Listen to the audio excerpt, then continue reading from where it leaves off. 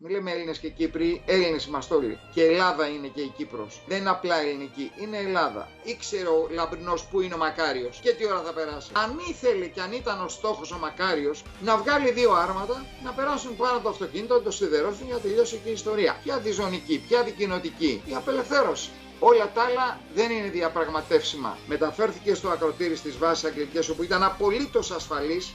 Και ενώ είναι απολύτως ασφαλής, επιλέγει να φύγει. Αν δεν φύγει, δεν επικρατεί κανένα πραξικόπημα. Τον έστειλε στη Τσεχία να φέρει όπλα, έφερε 1000 Καλάσνικοφ, τα οποία ήταν καταχρονιασμένα και εμείς πολεμάγαμε με τις Χατζημαρτίνες, με τα έμφυλ, τα επαναληπτικά. Δεν χρησιμοποιηθήκανε ποτέ. Η φρουρά του Μακαρίου δεν τα έβγαλε στον πόλεμο. Για τόσο προδότες μιλάμε. Γιατί κάποιοι αριστεροί και κομμουνιστές μας λένε για προδοσίες εδώ πέρα και γελάει ο κόσμος. Εμπόδια να πάνε να βάλουν μπολντόζες, βράχους, εξκαφείς, βράχους, ό,τι βρουν μπροστά τους, να μην μπορεί να βγει το αποβατικό. Ζητούν να γίνει ανακοχή, ο επιτιθέμενος ζητάει ανακοχή. Και αντί να του πούνε μάζευτα και φύγε, για θα σε πετάξουμε στη θάλασσα, γιατί να δώσουμε το αεροδρόμιό μας, δεν το καταλαβαίνω. 23 Ιουλίου. Ο Μακάριος, γιατί δεν επιστρέφει στην Κύπρο, τέρμα ειδωλολατρεία των υποτιθέμενων εθναρχών, Καραμανλίδων, Μακάριων και λοιπόν και διοικούν οι δημοκρατικές κυβερνήσεις. Αυτές δώσαν εντολή στο Αρκάδα να παραδώσει τον Αμόχωστο. Ο Ιωαννίδης ήταν όργανο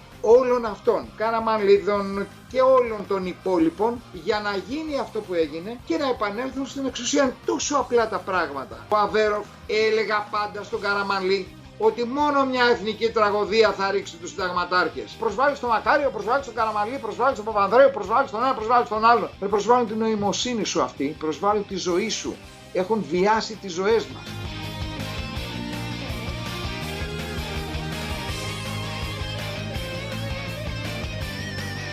Καλησπέρα σε όλους. Σήμερα έχουμε τη χαρά να φιλοξενούμε τον Νίκο Αργυρόπουλο, λοχεία τεθωρακισμένων, ο οποίος πολέμησε στην Κύπρο το 1974. Δεν του φαίνεται αν προσθέσει τα χρόνια, γιατί αν το δείτε θα νομίζετε ότι είναι γύρω στα 45 και όμως είχε πολεμήσει στην Κύπρο και είναι πάρα πολύ γνωστός γιατί έχει φτιάξει αυτό το υπέροχο βιβλίο «Οι Ένοχοι», όπου πρέπει να σου πω, Νίκο, καλησπέρα καταρχήν. Σε ευχαριστώ που δέχτηκες. Σε ευχαριστώ για την πρόσκληση. Για τα καλά σου λόγια. Να σε καλά. Είχα ακούσει ότι σε αυτό το βιβλίο ότι γράφονται πολλά και διάφορα και δεν τα πίστευα αν δεν τα διάβαζα. Όταν τα διάβασα, κατάλαβα ότι μιλάς με αποδείξεις και με έγγραφα. Καταρχήν, υπηρέτηση στην Κύπρο το 1974 πήγες αρχές, έτσι. Τον Ιανουάριο, 14 Ιανουαρίου του 1974 μέχρι τις 21 Μαΐου του 1975, ουσιαστικά 1,5 χρόνο.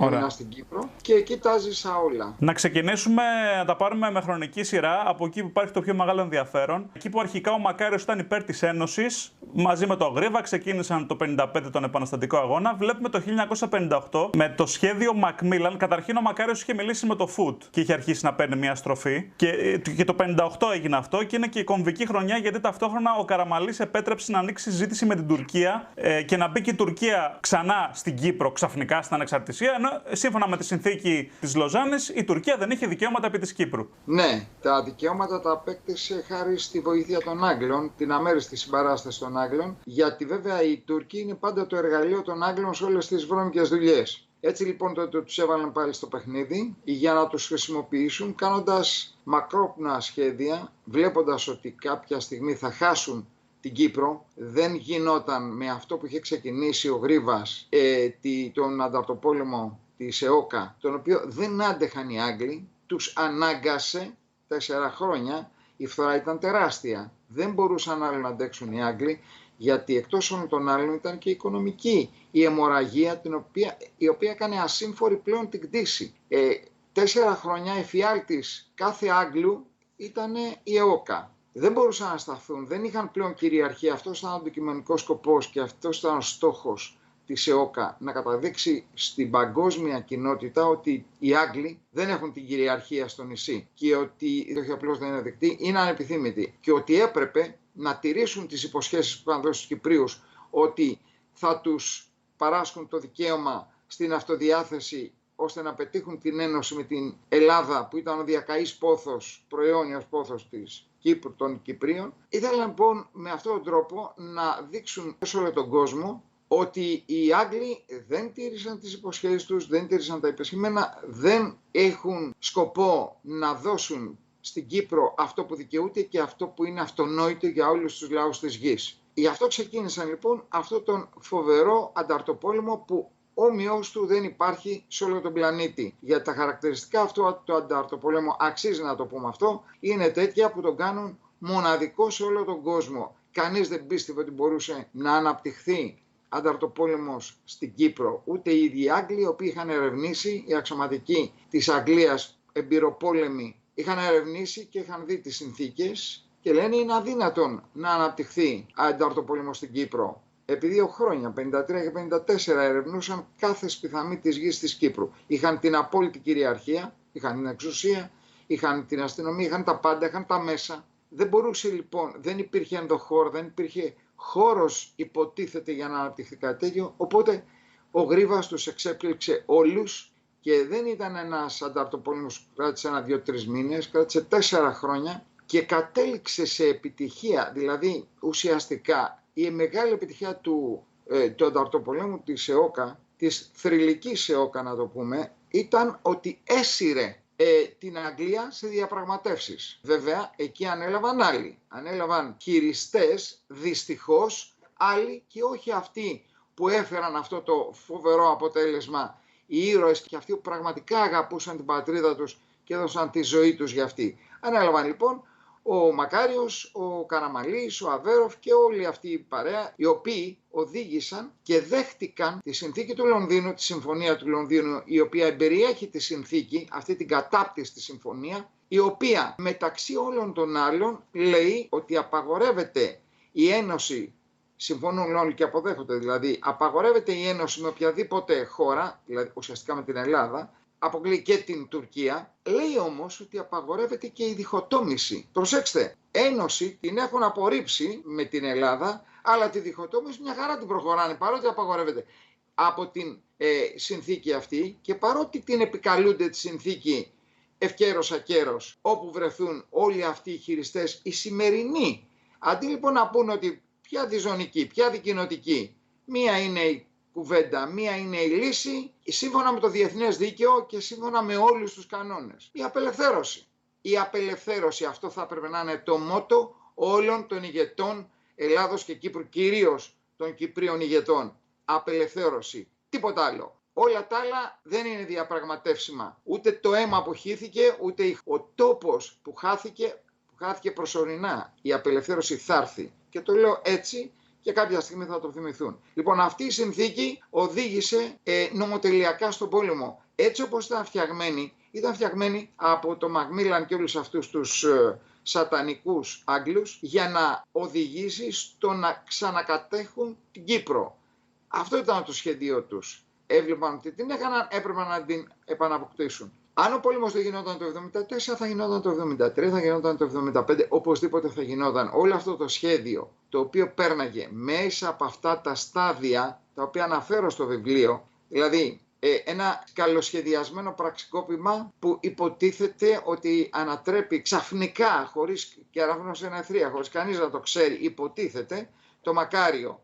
Αυτό φέρνει την εισβολή των Τούρκων για να αποκαταστήσουν τη συνταγματική νομιμότητα και αφού αποκαθίσταται τη συνταγματική νομιμότητα οι Τούρκοι παραμένουν. Ο στόχος όμως είναι ότι με την εισβολή επανέρχονται και στην Ελλάδα όλοι αυτοί οι προηγούμενοι πολιτικοί οι οποίοι εγκαθίστανται, κυριαρχούν δια του σφαγιασμού της Κύπρου και αυτοί και οι κλόνοι τους οι σημερινοί οδήγησαν την Ελλάδα και τον ελληνισμό εδώ που τον οδήγησαν σήμερα. Παρένθεση να πούμε ότι τις τακτικές του Γρίβα τις είχε ακολουθήσει και ο Φιντέλ Κάστρο στην Κούβα. Και το έγραψε, του στείλε 2 επιστολές ο Φιντέλ Κάστρο. Τόσο αξιοθαύμαστος ήταν ο αγώνας της ΕΟΚΑ, που τον θαύμασαν ακόμα και οι κομμουνιστές. Μέσα στο βιβλίο υπάρχει ειδικό κεφάλαιο, ένα ολόκληρο κεφάλαιο στο παράρτημα για την Κοφίνου και την απόσυρση της Μαλαχίας. Και θα σου πω χαρακτηριστικά ότι ο Γλάυκος ο Κληρίδης, σε συνέντευξη που έδωσε, περιέχεται μέσα στο βιβλίο, πλήρης αναφορά, είπε ότι όση λύπη πήρε ο Μακάριος όταν ήλθε η ημεραρχία στην Κύπρο, τόση χαρά πήρε όταν έφυγε. Και ήταν παρόν στην συνάντηση που είχε ο Μακάριος με τον διαφύγει το όνομα του Σούλτσου νομίζω, όταν γύρισε από την Άγκυρα στις 16 Νοεμβρίου του 1967 μετά τις επιχειρήσεις στην Κοφίνου, ζήτησε να φύγουν όλοι οι στρατοί από την Κύπρο και όχι μόνο η μεραρχία, να φύγουν όλοι οι ξένοι στρατιώτες από την Κύπρο, εννοώντας και τους Έλληνες, να φύγει και η μεραρχία και η Ελδίκ. Ναι, αλλά να φύγουν όλοι, γιατί όλοι, Τούρκοι και Έλληνες, βρωμίζουν την Κύπρο. Μην ξεχνάμε, εδώ θα μου επιτρέψει να πω ότι κλαίνε τώρα ορισμένοι και με κορκοδίλια δάκρυα ότι έφυγε η μεραρχία και αν δεν είχε φύγει η μεραρχία τι καλά που θα ήταν, δεν θα γινόταν η εισβολή. Όμως όταν ήταν η μεραρχία εκεί, οι πρετοριανοί του Μακάριου και οι Ακελικοί έκαναν τα πάντα για να φύγει ο στρατός του Παπανδρέου, όπως τον έλεγαν. Χτυπούσαν τους στρατιώτες της μεραρχίας όπου τους έβρισκαν. Το ακούς για πρώτη φορά ίσως. Θα διαβάσεις το βιβλίο και θα δεις. Καλό θα είναι λοιπόν να διαβάσει κανείς αυτό το άρθρο του Σάβα Παύλου με τίτλο «Μεραρχία συγγνώμη». Συγγνώμη μεραρχία, στο οποίο αναφέρει ο άνθρωπος που έζησε όλα αυτά τα γεγονότα σε βάρος της μεραρχίας, από τότε που βρισκόταν η μεραρχία εκεί για να υπερασπιστεί την ακεραιότητα και την ελευθερία της Κύπρου και τον ίδιο το λαό, πώς του συμπεριφέρονταν οι πρετοριανοί του Μακαρίου και με πόσες μεθόδους, πώς οθούσαν τον κόσμο να μισήσει τους εξελάδος, μην λέμε Έλληνες και Κύπροι, Έλληνες είμαστε όλοι. Και Ελλάδα είναι και η Κύπρος. Δεν είναι απλά ελληνική, είναι Ελλάδα. Πώς λοιπόν οθούσαν και πώς προπαγάνδιζαν εναντίον της μεραρχίας για να φύγει η μεραρχία. Και το πώς απεσύρθη η μεραρχία, πώς στήθηκε το κόλπο γκρόσο της Κοφίνου, μπορείτε εύκολα να το βρείτε μέσα θα το δείτε μέσα σε σελίδες του βιβλίου, μην αναπτυχθούμε. Υπάρχει και η έκθεση του Γρίβα που τα αναφέρει όλα κατά λεπτός. Για να μην αφήνουμε κενά όμως, θα πούμε ότι τη μεραρχία την απέσυρε τη εισηγήση του Πιμπινέλη, την απόφαση την πήρε ο βασιλιάς Κωνσταντίνος τότε και την απέσυρε παρόλη τη διαφωνία Παπαδόπουλου, Μακαρέζου και Πατακού.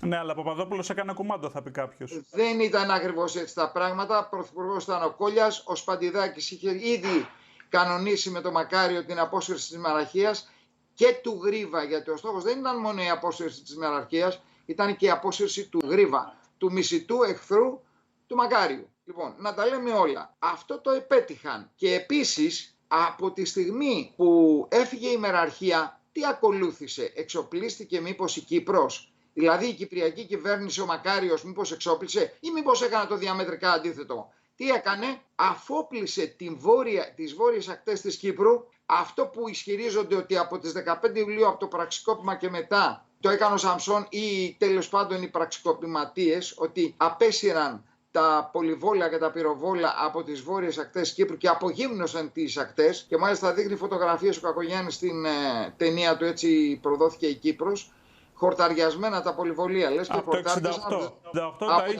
και χορτάριασαν από 15 Ιουλίου μέχρι 20 Ιουλίου του 1974 που εισέβαλε η Τουρκία. Λοιπόν, αυτή την απογύμνωση, τον αφοπλισμό της Κύπρου τον έκανε η κυβέρνηση Μακάριου και καμία άλλη κυβέρνηση. Και αυτό δεν το λέω εγώ, το λέει η Επιτροπή Μπασαγιάννη στα στοιχεία που έχει μέσα στο φάκελο της Κύπρου. Είναι πηγή ο ίδιος ο φάκελος της Κύπρου. Για να τα λέμε όλα και αυτά που αποκρύπτονται από όλους αυτούς που θέλουν να παρουσιάζουν το ωρεοποιημένο τους ψέμα σαν αλήθεια. 15 Πρώτου του 1973, ο Γεώργιος Παπαδόπουλος στέλνει επιστολή προς τον Νίξον και λέει ότι η Ελλάδα παραιτείται δωρεάν στρατιωτικής βοήθειας. Το έγραψε το New York Times και η Times του Λονδίνου. Γι' αυτό τι έχεις να πεις?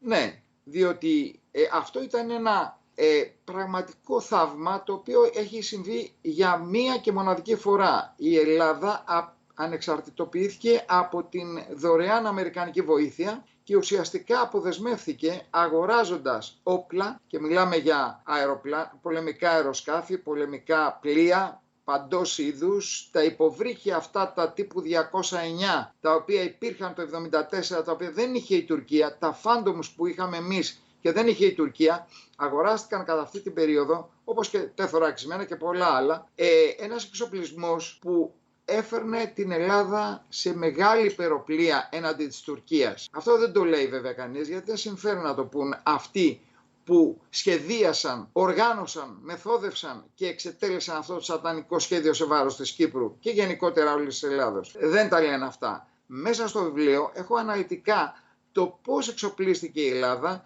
εξ ιδίων πόρων, ενώ συνέχιζε να ακμάζει οικονομικά, χωρίς να χρωστάει δηλαδή. Αυτά τα πράγματα δεν πρέπει να τα ξέρει ο κόσμος για να ζει στο αιώνιο ψέμα και να είναι σε καταστολή για να ποδηγετείτε, να χειραγωγείτε και να ελέγχεται απολύτως και να μην τυχόν ξυπνήσει καμιά μέρα και αντιδράσει και ζητήσει τα δικαιά του. Αλλά εμείς σαν λαός οφείλουμε να ξέρουμε, γιατί δεν μπορούμε να στέλνουμε παιδιά και εγγόνια συνέχεια εσαΐ βορρά στο μηνόταυρο του ψεύδους των όλων αυτών των πολιτικών μας κατάτησαν εδώ που μας κατάτησαν και οι οποίοι κυριολεκτικά σφαγίασαν την Κύπρο με αντάλλαγμα την κυριαρχία του στην Ελλάδα, την εξουσία της Ελλάδας. Εν τω μεταξύ, αρχές του 1974 γράφει στο βιβλίο ένα περιστατικό όπου σας την πέφτουν εσένα και ενός άλλου φαντάρου από την Ελβίκ. Είμαστε δύο λοχίες. Ναι, και ο Γιώργος ο Καντεράκης. Είμαστε φίλοι, πήγαμε μαζί στην Κύπρο. Και σας την πέφτουν... Μάρτιος του 1974. Πες μας. Και μας την πέφτει το εφεδρικό, έξω από το Γασιπί. 2 αυτοκίνητα, 8 άντρες του Μακαρίου. Ναι, και λέει ακριβώς. Φύγετε από εδώ βρωμοκαλαμαράδες. Για να καταλάβει ο κόσμος. Το πού, με πού ξεκινάει. Ναι, ακριβώς. Ναι, λοιπόν, και άλλα πολλά τα οποία δεν μπορούσα να τα γράψω στο βιβλίο. Λοιπόν, για να καταλάβει ο κόσμος το επίπεδο των κομμουνιστών και ορισμένων, όχι όλων, ορισμένων ανθρώπων από το στενό κύκλο του Μακαρίου απέναντι προς τους Ελλαδίτες. Οι περισσότεροι, κοίταξε, ο Μακάριος είχε τον απόλυτο έλεγχο και όχι μόνο τον απόλυτο έλεγχο, αλλά αυτή η λατρεία και το πάθος για εξουσία τον είχε κάνει να ελέγχει, του είχε δώσει τη δυνατότητα βέβαια να ελέγχει τα πάντα, τους πάντες και τα πάντα. Δεν υπήρχε κάτι που δεν το ήξερε ο Μακάριος και δεν γινόταν κάτι χωρίς το Μακάριο. Και είναι ευκαιρία να σου πω το εξής, γιατί είπαμε προηγουμένως, μάλλον όχι θα το πούμε αυτό στην ώρα του για να καταλάβει ο κόσμος. Θα πω μόνο το εξής. Το πώς διοικούσε ο Μακάριος. Προσέθεσε στον ποινικό κώδικα το άρθρο 46α, το οποίο προβλέπει τι. Αν οποιοδήποτε πολίτης πει κάτι κατά του Προέδρου και Αρχιεπισκόπου Μακαρίου, είναι ποινικό αδίκημα και πάει φυλακή. Ακόμα και αν αυτό που θα πει είναι αληθές και έχει απτές και ατράνταχτες αποδείξεις, είτε με έγγραφα είτε με οποιοδήποτε άλλο τρόπο, έχει απτές αποδείξεις για αυτό που λέει, δεν γίνονται δεκτές από το δικαστήριο και ο άνθρωπος αυτός οδηγείται φυλακή.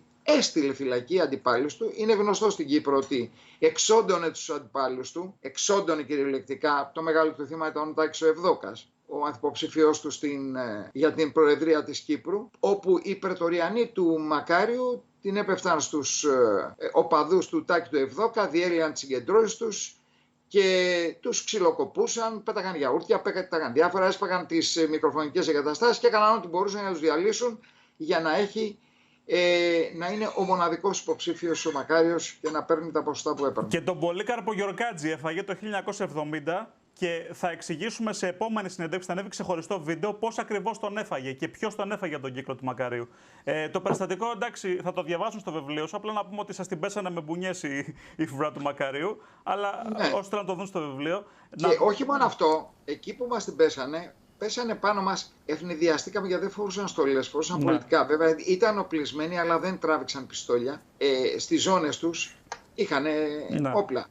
Δεν τράβηξαν πιστόλια, μας επιτέθηκαν, ήμασταν στο πεζοδρόμιο. Χωρίς να καταλάβουμε γιατί δεν μπορούσε κάτι να μας προετοιμάσει. Απλά μας την έπεσαν, μας χτύπησαν. Βέβαια σταθήκαμε πλάτη-πλάτη με τον Γιώργο και νέα παιδιά κι εμείς. Ανταποδώσαμε μερικά χτυπήματα και μετά φεύγοντας από το δρόμο ήταν πολύ κοντά η λέσχη της Ελδίκ. Και τρέξαμε ανάμεσα στα αυτοκίνητα, μπήκαμε μέσα στη λέσχη της Ελδίκ, όπου εκεί εμφανίστηκαν και κάτι λεβέντες, κρατιώτες τέλος πάντων εκεί, και τους κόπηκε η φόρα των τσαμπουκάδων του εφεδρικού. Όμως ήταν φαινόμενα συχνά, γιατί ο διοικητής αναγκάστηκε πλέον να πει ότι δεν θα κυκλοφορείτε ένας ή δύο, θα κυκλοφορείτε 3, 4, 5 μαζί για να αποτρέπετε αυτό. Το ίδιο κάνανε και στη μεραρχία. Ξυλοκοπούσαν μέχρι θανάτου, μέχρι υποθυμίας τους στρατιώτες της μεραρχίας. Τώρα λένε, είναι υποκριτικά ότι έφυγε η μεραρχία, την έδιωξε η Χούντα τη μεραρχία. Ποιος, ο Μακάριος με το Σπαντιδάκι, τότε Υπουργό Άμυνας και Αντιπρόεδρο της κυβέρνησης, συνονίθηκαν και είναι γραμμένα όλα μέσα στο βιβλίο. Ο στρατηγός Σπαντιδάκης, ο οποίος ήταν αντιπρόεδρος και φυσικά γιατί το έκαναν αυτό οι στρατηγοί, σε συνεννόηση με το βασιλιά, για να ανατρέψουν τους συνταγματάρχες και να κυριαρχήσουν εκείνοι. Γιατί το έφεραν βαρέως οι στρατηγοί, οι βασιλικοί στρατηγοί, να τους διοικούν οι συνταγματάρχες. Δηλαδή ήταν μικρότητα που οδήγησε σε αυτό το μεγάλο. Αναλύω μέσα στο βιβλίο, στο παράρτημα αυτό για την Κοφίνου, πώς ακριβώς εξελίχθηκε και τι ακριβώς συνέβαινε ώρα με την ώρα, ποιοι, πότε, πώς σχεδίασαν και αυτό το κόλπο γκρόσο για να φύγει η μεραρχία. Το κόλπο γκρόσο που έγινε με την Κοφίνου. Ναι. Για να φύγει η μεραρχία και ο Γρίβας από την Κύπρο. Λοιπόν, επίσης τώρα πάμε πριν το πραξικόπημα. Ο Μακάριος δεν εμφανίστηκε την ημέρα. Το ήξερε, όπως μας είπε ο Μιχάλης Νικολάου, ένα μήνα πριν τουλάχιστον. Μπορεί να το ξέρει και νωρίτερα. 2 μέρες πριν έρχεται στρατιώτης και τους λέει όλα είναι έτοιμα για το πραξικόπημα, στο Μακάριο και στους υπασπιστές του. Τόσο χύμα ήταν αυτό το θέατρο, όπως το χαρακτήρισε ο Μιχάλης Νικολάου. Το ξέραν όλοι ότι θα γίνει ένα θέατρο την ημέρα του πραξικοπήματος. Πριν από το πραξικόπημα, ο Μακάριος είχε έμπιστό του τον Γεώργιο τον Μπάζο, ο οποίος ήταν ο διευθυντής της ΚΙΠ Κύπρου. Ήταν ο αρχηγός των μυστικών υπηρεσιών της Κύπρου. Και ο οποίος ο άνθρωπος είπε μετά σε συνεντεύξεις του το 1979, σε εφημερίδες και περιοδικά, ότι οι μόνοι που ξέραμε για το πραξικόπημα, πολύ πριν ήμουνα εγώ και ο Μακάριος. Βέβαια και ο στενός κύκλος του Μακάριου, προφανώς το ήξερε όπως ο Μιχάλης ο Νικολάου που ήταν υπερασπιστής του. Με έστειλε μάλιστα, λέει, να πάω στο εξωτερικό, τον έστειλε στην Τσεχία, να φέρει όπλα, έφερε 1000 Καλάσνικοφ, τα οποία έδωσε 250 στο εφεδρικό για να αντιμετωπίσουν το πραξικόπημα, 9 μέρες πριν το πραξικόπημα, που σημαίνει ότι το ήξερε. Και τα 750 τα αποθήκευσε στην Αρχιεπισκοπή. Λες και η Αρχιεπισκοπή ήταν χώρος για να αποθηκεύονται όπλα, με τι σκοπό να τα χρησιμοποιήσει, πότε και εναντίον ποιον. Δεν το ξέρουμε. Αυτό που ξέρουμε είναι αυτό. Και επίσης, είπα στον Ντομπάζο και πήγε ο Ντομπάζος στην Κερίνια, στο 5 μίλι που ήταν το ξενοδοχείο Ζέφυρος και παραθέριζε η οικογένειά του, να πάει να πάρει την οικογένειά του, διότι εκεί θα γίνει η απόβαση.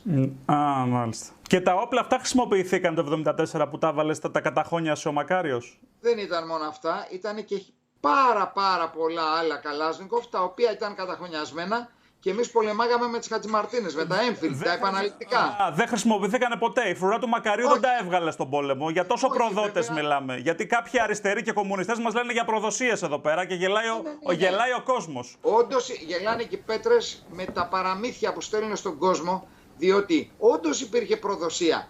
Το θέμα είναι από ποιους έγινε η προδοσία. Εκεί είναι το κουμπί. Γι' αυτό, αγαπητέ Μάνο, κάθισα και έγραψα αυτό το βιβλίο με όλα αυτά τα στοιχεία και όλες αυτές τις αποδείξεις για να γκρεμίσω πλέον όλο αυτό το ψευδολόγημα το οποίο κρατάει σε καταστολή όλο τον ελληνικό λαό και τον κυπριακό σχεδόν 50 χρόνια από την λήξη του πολέμου, 20 Αυγούστου. Αυτά που λένε λοιπόν το έχουν συνοψίσει σε 2 κουβέντες. Το προδοτικό πραξικόπημα που έφερε τους Τούρκους στην Κύπρο, ανέδωσε το Μακάριο και έφερε τους Τούρκους στην Κύπρο. Και εσείς τι κάνατε μετά? Γιατί δεν τους διώξατε? Γιατί δεν είπατε ευχαριστούμε που αποκαταστήσατε τη συνταγματική νομιμότητα, άμετε στα τσακίδια τώρα? Γιατί δεν το είπατε? Γιατί δεν ζητήσατε την απελευθέρωση και το να φύγουν οι Τούρκοι, οι οποίοι λένε βεβαίως και τα γράφουμε στο βιβλίο με αποδείξεις, ότι εμείς επαναφέραμε τη δημοκρατία στην Ελλάδα. Χάρη στους Τούρκους στρατιώτες επανήλθε ο Καραμανλής και όλοι οι υπόλοιποι, όλη αυτή η κυβέρνηση εθνικής ανικανότητος με όλα τα χρώματα και τα διάφορα τέλος πάντων που περιείχε, καμαρώνουν οι Τούρκοι και τους το λένε μας χρωστάτε, εμείς σας φέραμε πίσω με την εισβολή που κάναμε. Αυτά λοιπόν όλοι αυτοί οι μακαριολάτρες και μακαριολάγνοι δεν έχουν απαντήσεις ούτε σε αυτά που γράφω στο βιβλίο, αλλά στα πάρουμε με τη σειρά. Το πραξικόπημα το ρωτάνε ήδη από τις 5 Ιουλίου, έχει μυρίσει το πράγμα και τον ρωτάνε δημοσιογράφοι.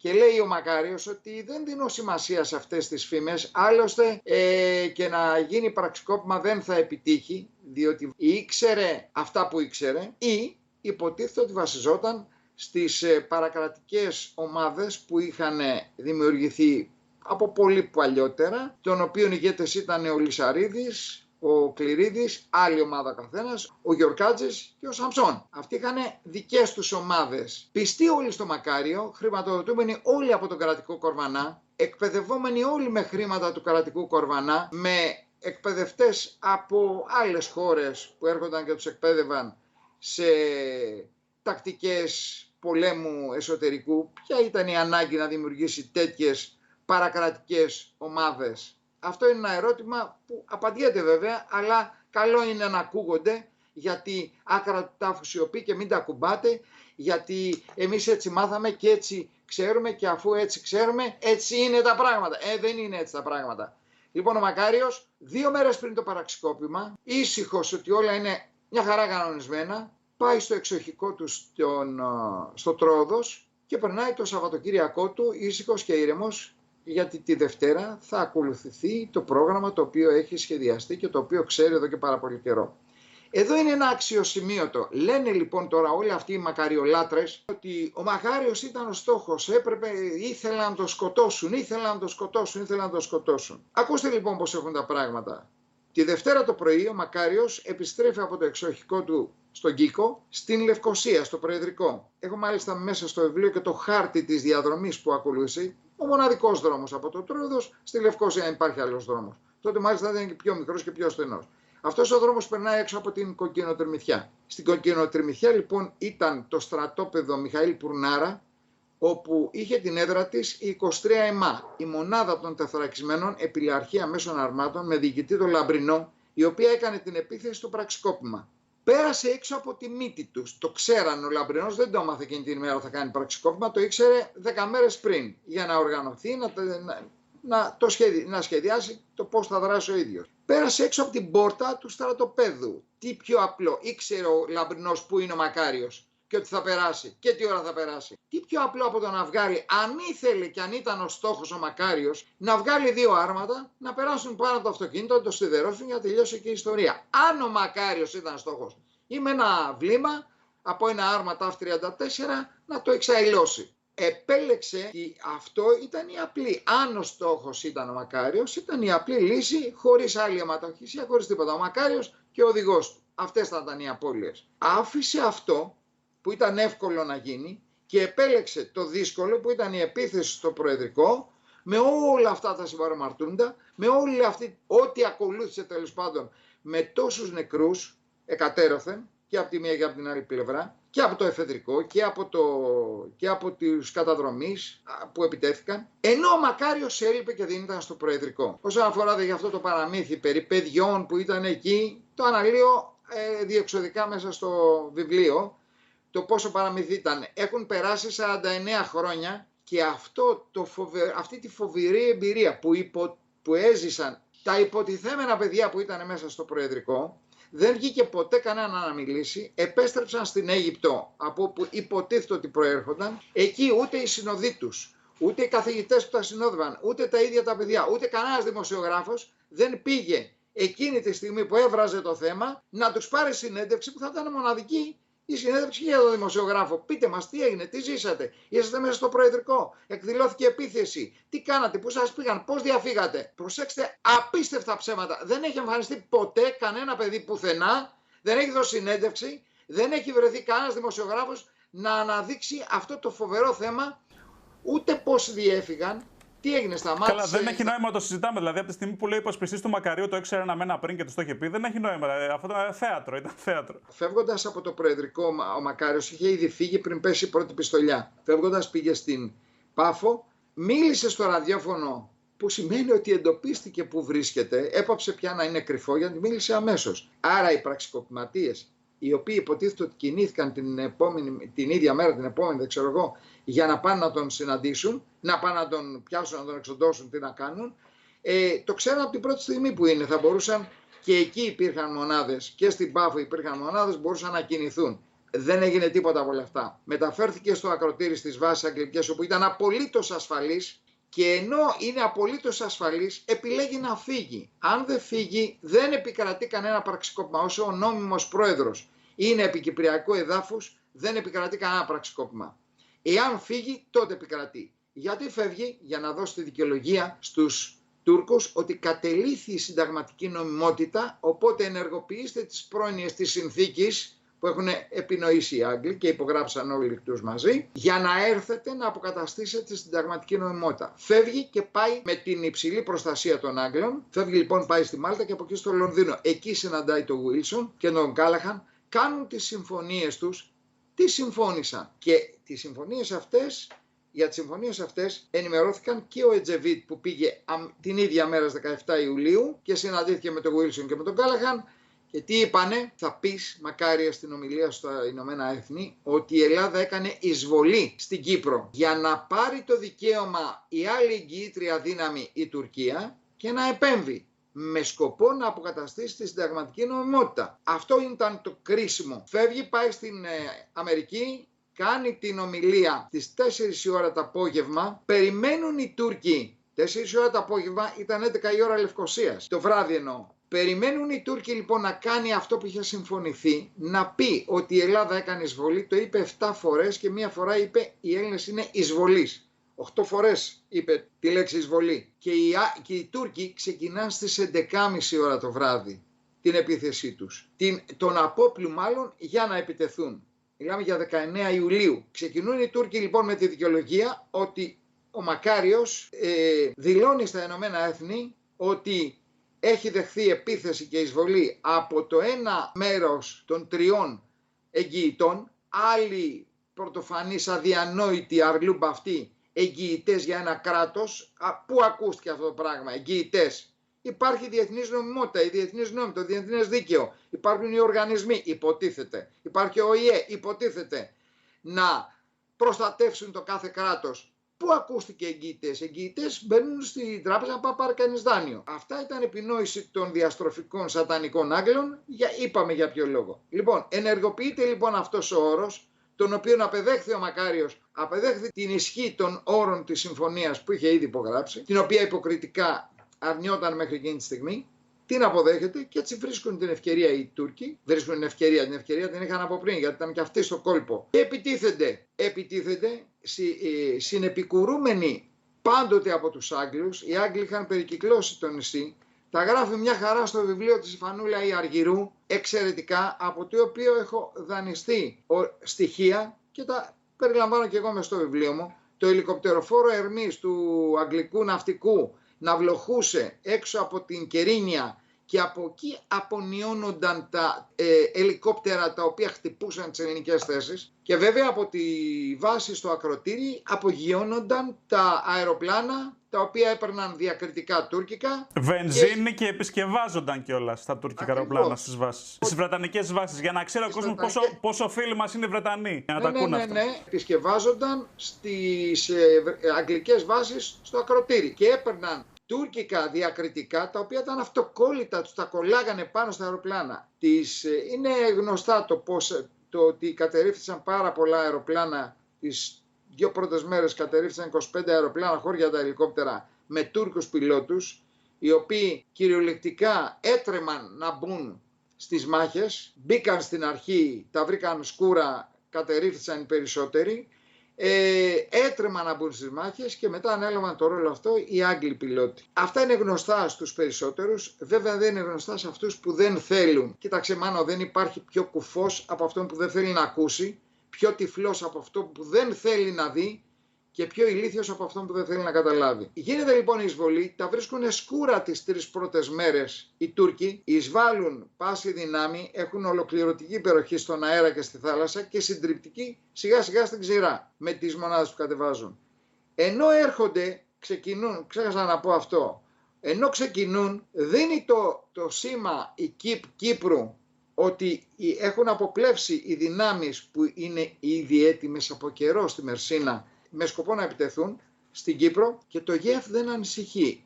Το σήμα... Στέλνει σήμα στην Αθήνα. Ήρθε 19 Εβδόμου. Δεν ανησυχούμε. Έρχεται ο αποβατικός στόλος των Τούρκων, βλέπουμε τα πλοία, δεν ανησυχούμε. Δεν ανησυχούμε. Και αυτό το έγγραφο περιέχεται μέσα στο βιβλίο αυθεντικό, όπως και πάρα πολλά άλλα έγγραφα που αποδεικνύουν όλα αυτά, όλο αυτό το σκηνικό του ολέθρου, το οποίο και αποδεικνύουν και ποιοι το έστησαν, πότε το έστησαν, πώς το έστησαν και γιατί το έστησαν. Λοιπόν, επιτίθεται λοιπόν οι Τούρκοι, τα βρίσκουν σκούρα, γιατί εκεί δεν μίλαγαν οι πολιτικοί. Μίλαγε η ψυχή των μαχητών της Κύπρου, οι οποίοι υπερασπίστηκαν, έκαναν το αυτονόητο. Ο κάθε ένας από εμάς έκανε το αυτονόητο. Πολέμησε για την πατρίδα του. Αυτό έκανα και εγώ και αυτό έκαναν χιλιάδες πολεμιστές μου. Και εξ Ελλάδος και εκ Κύπρου. Υπήρχαν εξαιρέσεις. Ναι, υπήρχαν εξαιρέσεις. Εγώ δεν θα σταθώ σε αυτές. Εγώ θα μείνω σε αυτούς τους πραγματικούς μαχητές που έδωσαν προθύμως και χαμογελαστή το παρόν σε εκείνη την κρίσιμη στιγμή. Χωρίς καν να ξέρουμε ότι το παιχνίδι ήταν πουλημένο, συζητημένο από όλους αυτούς οι οποίοι ωφελήθηκαν σε προσωπικό επίπεδο από όλη αυτή τη δυστυχία που σκόρπισαν στην Κύπρο. Τα βρίσκουν λοιπόν σκούρα. Ο ίδιος ο Μπεντρεντίν Ντεμιρέλ λέει στο ημερολόγιο του, ο Μπεντρεντίν Ντεμιρέλ, διοικητής της 39ης Μεραρχίας, η οποία ήταν αυτή που έκανε την απόβαση στην Κύπρο. Λέει πολύ ενδιαφέροντα πράγματα στο ημερολόγιο του, πολλά από τα οποία έχω συμπεριλάβει και εγώ στο δικό μου το βιβλίο. Λέει λοιπόν ότι τρέμαμε μήπως τυχόν η παραλία που είχαμε επιλέξει για να κάνουμε την απόβαση, μήπως ήταν ναρκοθετημένη ή είχε εμπόδια. Πώς θα μπορούσαν να βγουν τα αποβατικά σκάφη. Αντί λοιπόν από την ώρα που ειδοποίησε το ΓΕΦ να πάνε να ρίξουν μέσα μπολντόζες, ξέρω εγώ, οτιδήποτε. Ας τις νάρκες, μπορεί να πει κάποιος δεν είχαν νάρκες να βάλουν. Εμπόδια, να πάνε να βάλουν μπολντόζες, εξκαφείς, βράχους, ό,τι βρουν μπροστά τους, να μην μπορεί να βγει το αποβατικό. Αλλά κι άντε και βγήκανε τα δύο πρώτα. Αν οι μονάδες που ήταν του πυροβολικού, αν ενεργοποιούσε ο Γεωργίτσης το σχέδιο ΣΑΚ Αφροδίτη, σχέδιο αμήνης Κύπρου Αφροδίτη 73 και χτυπούσε το πυροβολικό και βύθιζε αυτά τα δύο σκάφη, τα οποία ήταν όταν έφτασαν ήταν ακίνητη στόχη. Αν λοιπόν χτυπούσαν την παραλία και την κάνανε μια κόλαση και βύθιζαν αυτά τα δύο πρώτα αποβατικά ή έστω τα δύο δεύτερα, τι θα είχε συμβεί? Δεν θα μπορούσε να βγει κανένα άλλο. Ο Μπεντρεντίν Ντεμιρέλ λέει ότι ήταν αδύνατο να επιλέξουμε άλλη παραλία και να σχεδιαστεί αλλού η απόβαση. Και πράγματι είναι δύσκολο. Ένας ολόκληρος στρατός, ένας ολόκληρος στόλος να κατευθυνθεί μετά αλλού και να ψάχνει να βρει αν είναι ελεύθερη παραλία και κολοκύθια του μπανά. Λοιπόν, δεν το έκαναν, τους άφησαν εκεί. Ο Γεωργίτσης, μιλάω για το ΓΕΦ, έτσι, το οποίο έπαιρνε εντολές από το Εθνικό Κέντρο. Ο Μιχάλης Γεωργίτσης, ο ταξίαρχος του ΓΕΦ. Αυτός ήταν εκ των προδοτών, έτσι, έπαιρνε εντολές από την Αθήνα. Ο αρχηγός του ΓΕΦ. Ναι, ο αρχηγός του ΓΕΦ. Όμως, εκεί τι συνάντησαν? Συνάντησαν το ηρωικό 251 τάγμα πεζικού με το φοβερό και τρομερό τον Παύλο τον Κουρούπη, το διοικητή, το οποίο είχε και έναν ουλαμό αρμάτων, τα οποία επέπεσαν επί των Τούρκων και τους διέλυσαν στην κυριολεξία. Και αυτό δεν το λέω πάλι εγώ το γράφω, το λέει ο Μπεντρεντίν Ντεμιρέλ. Τους ανέκοψαν την πορεία τους, έκαναν ό,τι μπορούσαν, αλλά και αυτοί αβοήθητοι, γιατί το Εθνικό Κέντρο έλεγε άλλα πράγματα. Παρ' όλα αυτά όμως, μέσα σε 3 μέρες, οι Τούρκοι δεν έχουν καταφέρει να προχωρήσουν ούτε βήμα. Έχουν μπλέξει και μάλιστα, θα σου πω χαρακτηριστικά για να δούμε το αξιόμαχο του τουρκικού στρατού που μας έχουν πρίξει.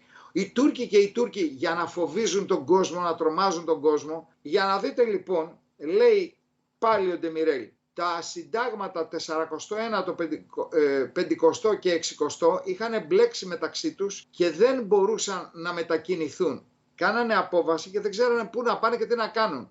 Και ο στρατηγός Φαζίλ Πολάτ πετούσε με το ελικόπτερο από πάνω και προσπαθούσε να λύσει αυτό το γόρδιο δεσμό, να τους κατευθύνει πού να πάνε και τι να κάνουν. Και αναρωτιέται ο Μπεντρεντίν Ντεμιρέλ, με αυτούς θα πάμε να καταλάβουμε την Κύπρο? Με ποιους αξιωματικούς? Με αυτούς που κρύβονται πίσω από τα δέντρα? Πού να πάνε οι διαταγές? Πώς να μεταφερθούν στους στρατιώτες? Ποιοι στρατιώτες? Αυτοί που τρέμουν και από τον υδρότα σβήνει και το τσιγάρο στο στόμα τους? Αυτό ήταν το αξιόμαχο του τουρκικού στρατού.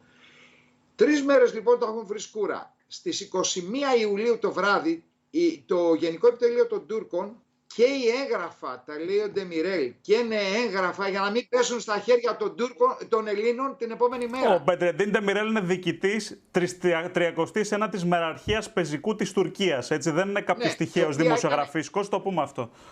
Και τα λέει όλα αυτά. Η οποία έκανε την απόβαση. Έτσι. Ναι. Ήταν ο διοικητής των αποβατικών δυνάμεων, για να λέμε με μια κουβέντα. Ο διοικητής των... 21 Εβδόμου λοιπόν το επιτελείο των Τούρκων που έχει αποβιβαστεί στην Κύπρο και η έγγραφα. Στο χωριό Κύρνη. Ναι.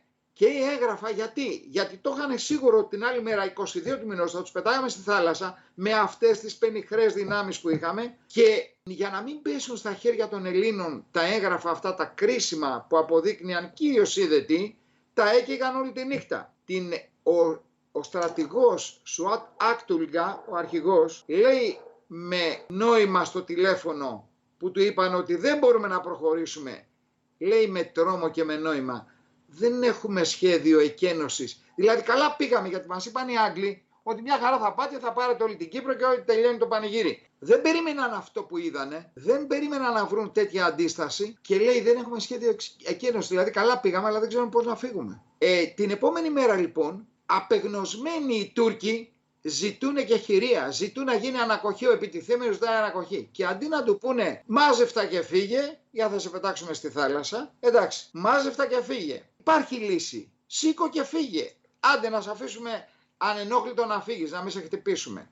Σήκω και φύγε από εδώ και πάρε ό,τι βρώμικο έχεις μαζί σου από εδώ πέρα. Δεν το κάνουν, δέχονται και υπογράφουν την αισχρή αυτή συμφωνία της ανακοχής, την οποία δολίως έκαναν οι Τούρκοι για να συνεχίσουν τις μάχες χωρίς χρήση αεροπορίας, για να φαίνεται ότι έχει τηρηθεί η συμφωνία. Κάνουν όμως μάχες, όχι μικρές επιθέσεις, μικρής κλίμακας, δηλαδή χωρίς την υποστήριξη αεροπορίας. Πολύ σκληρές μάχες σε όλη τη γραμμή αντιπαράθεση. Ποιο πρώτο και δεύτερο γύρο. Δεν ήταν μπάσκετ ή ποδόσφαιρο, πρώτο και δεύτερο ημίχρονο. Ο πόλεμος συνεχιζόταν. Στις 23 Ιουλίου είχαμε τη μάχη και στο Σχαρί που σκοτώθηκε ο Καλμπουρτζής, ο αντισταγματάρχης τότε, ο Στυλιανός Καλμπουρτζής. Στις 23 Ιουλίου που είναι και χειρία, υποτίθεται ανακοχή, είναι η μάχη του αεροδρομίου που σκοτώνεται ο ήρωας, ο άλλος ήρωας όπως ο Καλμπουρτζής, ο αρχιλοχίας, ο Φωτόπουλος, ο Θανάσης, που έσωσε κυριολεκτικά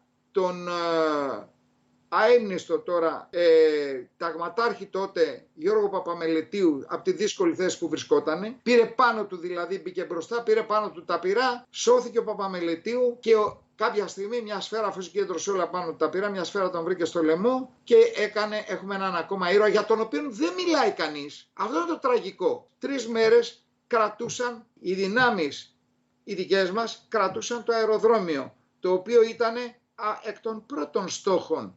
Σε κάθε πόλεμο το αεροδρόμιο είναι ο πρώτος στόχος του εχθρού. Είναι αυτονόητο αυτό, δεν χρειάζεται να έχεις στρατιωτική κατάρτιση για να το ξέρεις.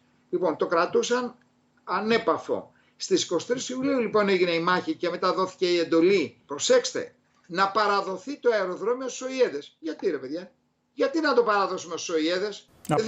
Δεν το υπερασπιστήκαμε, δεν το κρατήσαμε ελεύθερο. Γιατί να το δώσουμε? Τι άλλη προδοσία είναι αυτή? Προδοσία κι αυτή. Γιατί να δώσουμε το αεροδρόμιό μας, δεν το καταλαβαίνω. Το κέρδισαν οι Τουρκοί.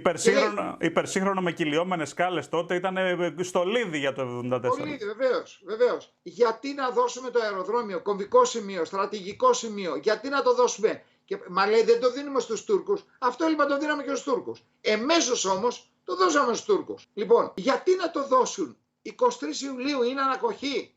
Γιατί επιτίθενται οι Τούρκοι? Πού είναι ο ΟΗΕ?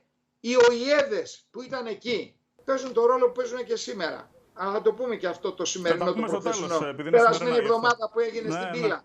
Έτσι, για να καταλάβει ο κόσμος τι παίζει και με τον ΟΗΕ και με όλους αυτούς τους προστάτες. Και με την Τουρκία, ναι. Έτσι, και με την Τουρκία και με τους προστάτες που σε άλλη γλώσσα εκεί στη Συγκρού λέγονται και κάπως αλλιώς, λέγονται και τα βατζίτες. Έτσι, λοιπόν, 23 Ιουλίου λοιπόν γίνεται η ανακοχή. Υπογράφεται αυτή η αισχρή ανακοχή.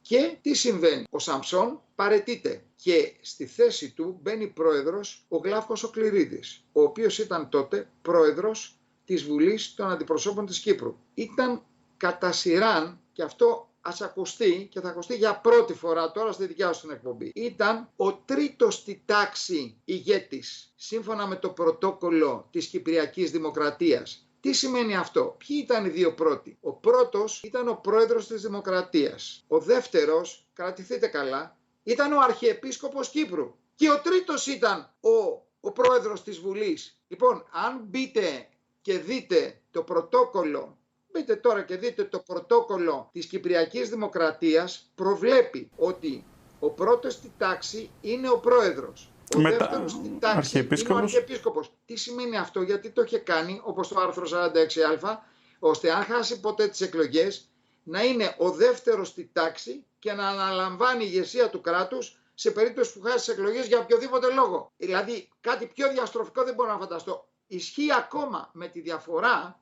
ότι όλοι οι μετέπειτα αρχιεπίσκοποι, οι οποίοι αποφάσισαν οι άνθρωποι να αφιερωθούν στον Χριστό και όχι στο χρυσό και στην εξουσία, το αρνήθηκαν, αποποιήθηκαν αυτού του δικαιώματος έχουν όλοι οι αρχιεπίσκοποι έκτοτε, οι μετά Μακάριο αρχιεπίσκοποι, έχουν αποποιηθεί αυτό το δικαίωμά τους. Δεν θέλουν δηλαδή άνθρωποι πολιτική εξουσία, κάτι το οποίο είναι και κόντρα στους εκκλησιαστικούς κανόνες που έχουν θεσπίσει οι πατέρες της Εκκλησίας στις Οικουμενικές Συνόδους, που είναι το πηδάλιο της Εκκλησίας, τέλος πάντων, ο οδηγός για το πώς πρέπει να είναι και να λειτουργεί η Εκκλησία. Λοιπόν, τρίτος στη τάξη, πρώτος, δεύτερος ήταν ο Μακάριος, και πρώτος και δεύτερος.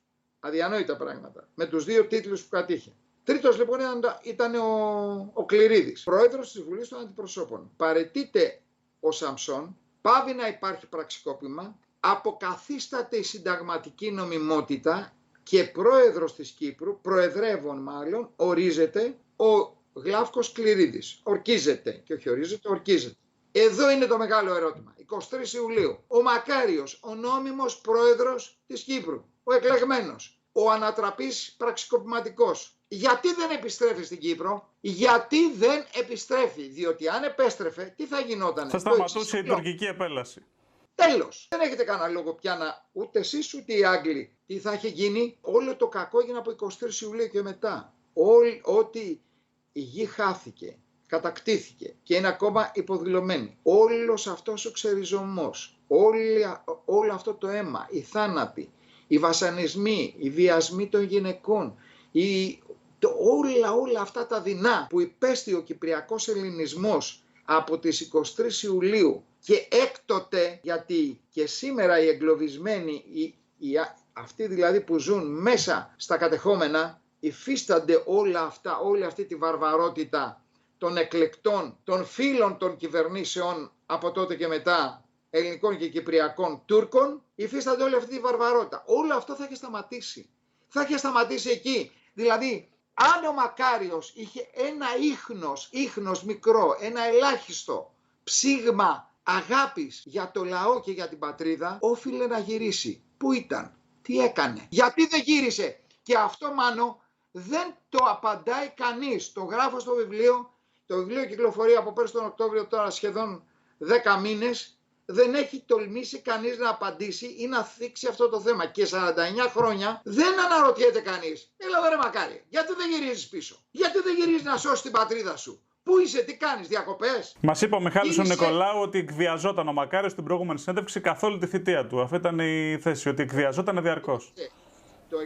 Για σκάνδαλα ίσως. Τα γράφω μέσα στο βιβλίο και δεν τα γράφω μόνο εγώ, τα έχει γράψει και ο άλλος εξαιρετικός ιστορικός ερευνητής, ο Λεωνίδας ο Λεωνίδου, ο οποίος έχει κυκλοφορήσει στο βιβλίο του Μακαρίου Απομυθοποίηση και γράφουμε λεπτομέρειες μέσα. Και βέβαια έχω και εγώ ορισμένα στοιχεία. Έχω αντλήσει από αυτή την εξαιρετική πηγή του Λεωνίδου το βιβλίο και άλλα βιβλία βέβαια του Λεωνίδα για το πώς κρατούσαν το Μακάριο. Το θέμα όμως δεν είναι ότι κρατούσαν το Μακάριο. Το θέμα ήταν τι έκανε ο ίδιος ο Μακάριος. Θα μπορούσε κάλλιστα να παραιτηθεί από πρόεδρος, θα μπορούσε να κάνει οτιδήποτε, αλλά τι έκανε? Η φιλαυτία, η φιλαργυρία, η αρχομανία και όλα αυτά και πάρα πολλά άλλα κουσούρια και αδυναμίες που είχε, τον όθησαν να επιλέξει για τον εαυτό του προνόμια και ευμάρεια και για το λαό του δυστυχία. Αντάλλαξε.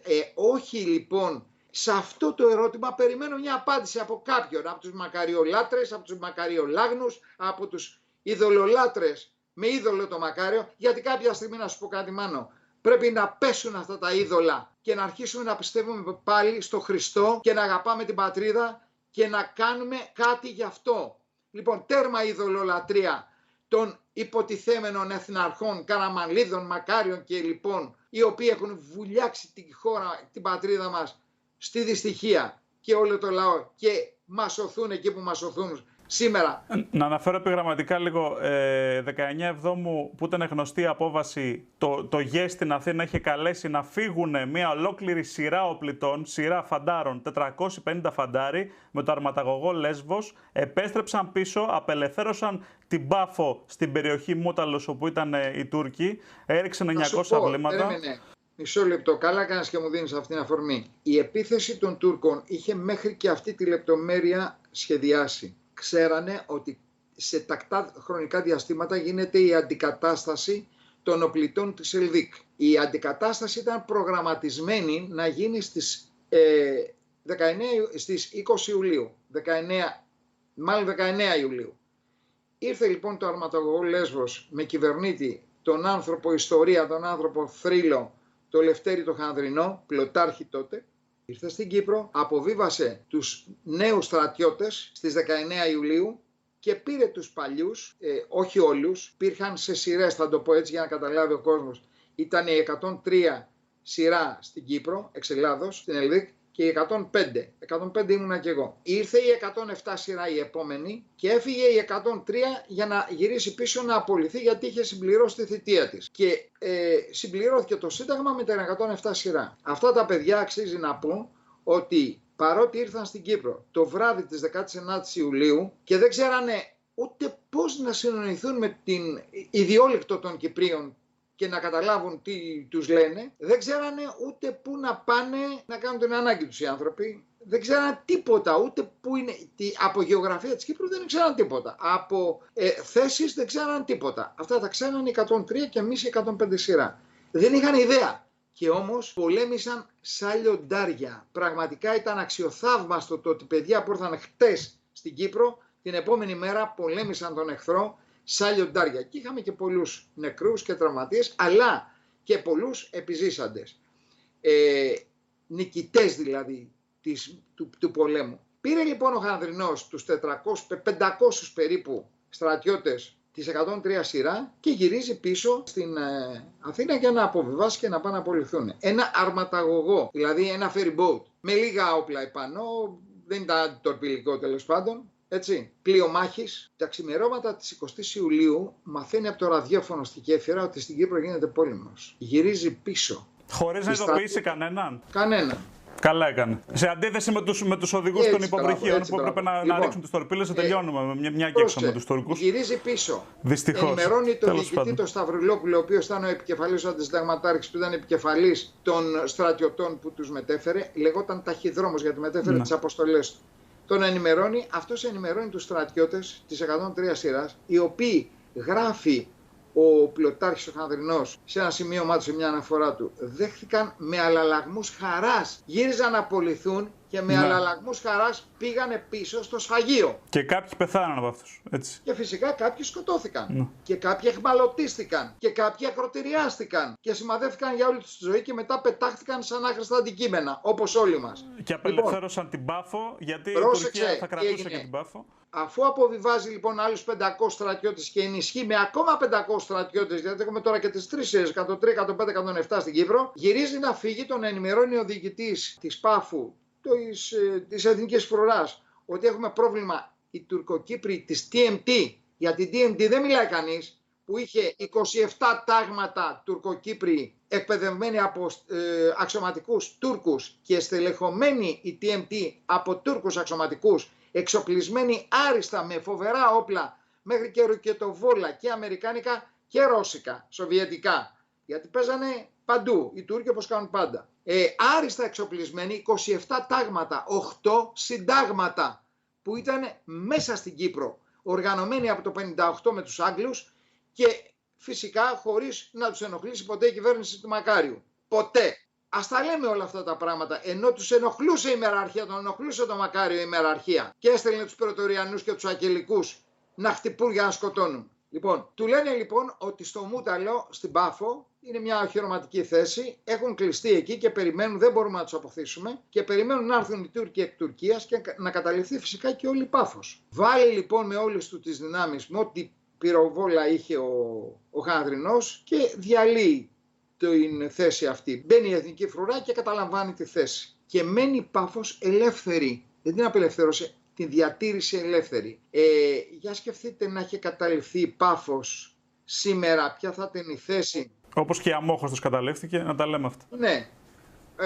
Προδόθηκε η Αμόχωστος στο πιάτο. Για σκεφτείτε λοιπόν να είχε καταληφθεί η Πάφος σήμερα που συζητάνε για την ΑΟΣ, για τα οικόπεδα, τι δικαιώματα θα είχαμε, πού θα έβλεπε η Κύπρος, πουθενά. Με τη Λευκοσία και τη Λεμεσό θα είχαμε. Τι θα είχε. Έτσι ακριβώς, και τη Λάρνακα. Λοιπόν, αυτό χάρη στο Λευτέρη το Χανδρινό. Ρίχνει ό,τι έχει και δεν έχει, γυρίζει κάνει σιγεία σειρμάτου για να μην προδοθεί από φίλους σε εχθρούς. Παίρνει νότια πορεία κατά την Αίγυπτο. Οι Τούρκοι πρόλαβαν και ειδοποίησαν τις τουρκικές δυνάμεις εισβολής ότι δέχονται επίθεση από αρμάδα ελληνικών πλοίων. Το ένα αρματαγωγό ήταν αρμάδα. Στέλνουν οι Τούρκοι βοήθεια για να αντιμετωπιστεί αυτή η αρμάδα, 3 αντιτορπιλικά, Κοντζάτεπε, Αντάτεπε και Τσακμάκ. Στέλνουν και 28 αεροπλάνα, τα οποία επιτίθενται στα τουρκικά πολεμικά πλοία, εκλαμβάνοντας ότι έχουν σηκώσει τουρκικές σημαίες για παραπλάνηση. Βυθίζουν το Κοντζάτεπε. Ήταν το πρώτο πλοίο που έχασε η Τουρκία από το 1923 που ιδρύθηκε σαν κράτος και έχασε από Τούρκους. Όλα αυτά βέβαια χάρη στο Χανδρινό. Αναπτύχθηκε λοιπόν μια τουρκική αεροναυμαχία με αποτέλεσμα 3 πλοία να καταστραφούν. Το ένα βυθίστηκε το Κοντζάτεπε, το Αντάτεπε καταστράφηκε και το Τσακμάκ βγήκε εκτός μάχης με πάρα πολύ μεγάλες ζημιές. Από τα 28, τα 11 αεροπλάνα κατερρίφθησαν. Πάγανε τα αεροπλάνα, πάγανε και τα πλοία. Κατέρριψαν λοιπόν 11 αεροσκάφη τουρκικά οι Τούρκοι και οι Τούρκοι πιλότοι κατέστρεψαν τα 3 πλοία. 600 νεκρούς αναφέρει ο ίδιος ο Μπεντρεντίν Ντεμιρέλ, που αναφέρεται σε αυτή την τουρκο-τουρκική αεροναυμαχία. Μοναδικός αυτός ο άθλος στα χρονικά της ελληνικής ναυτοσύνης από το Ελευθέρη το Χανδρινό.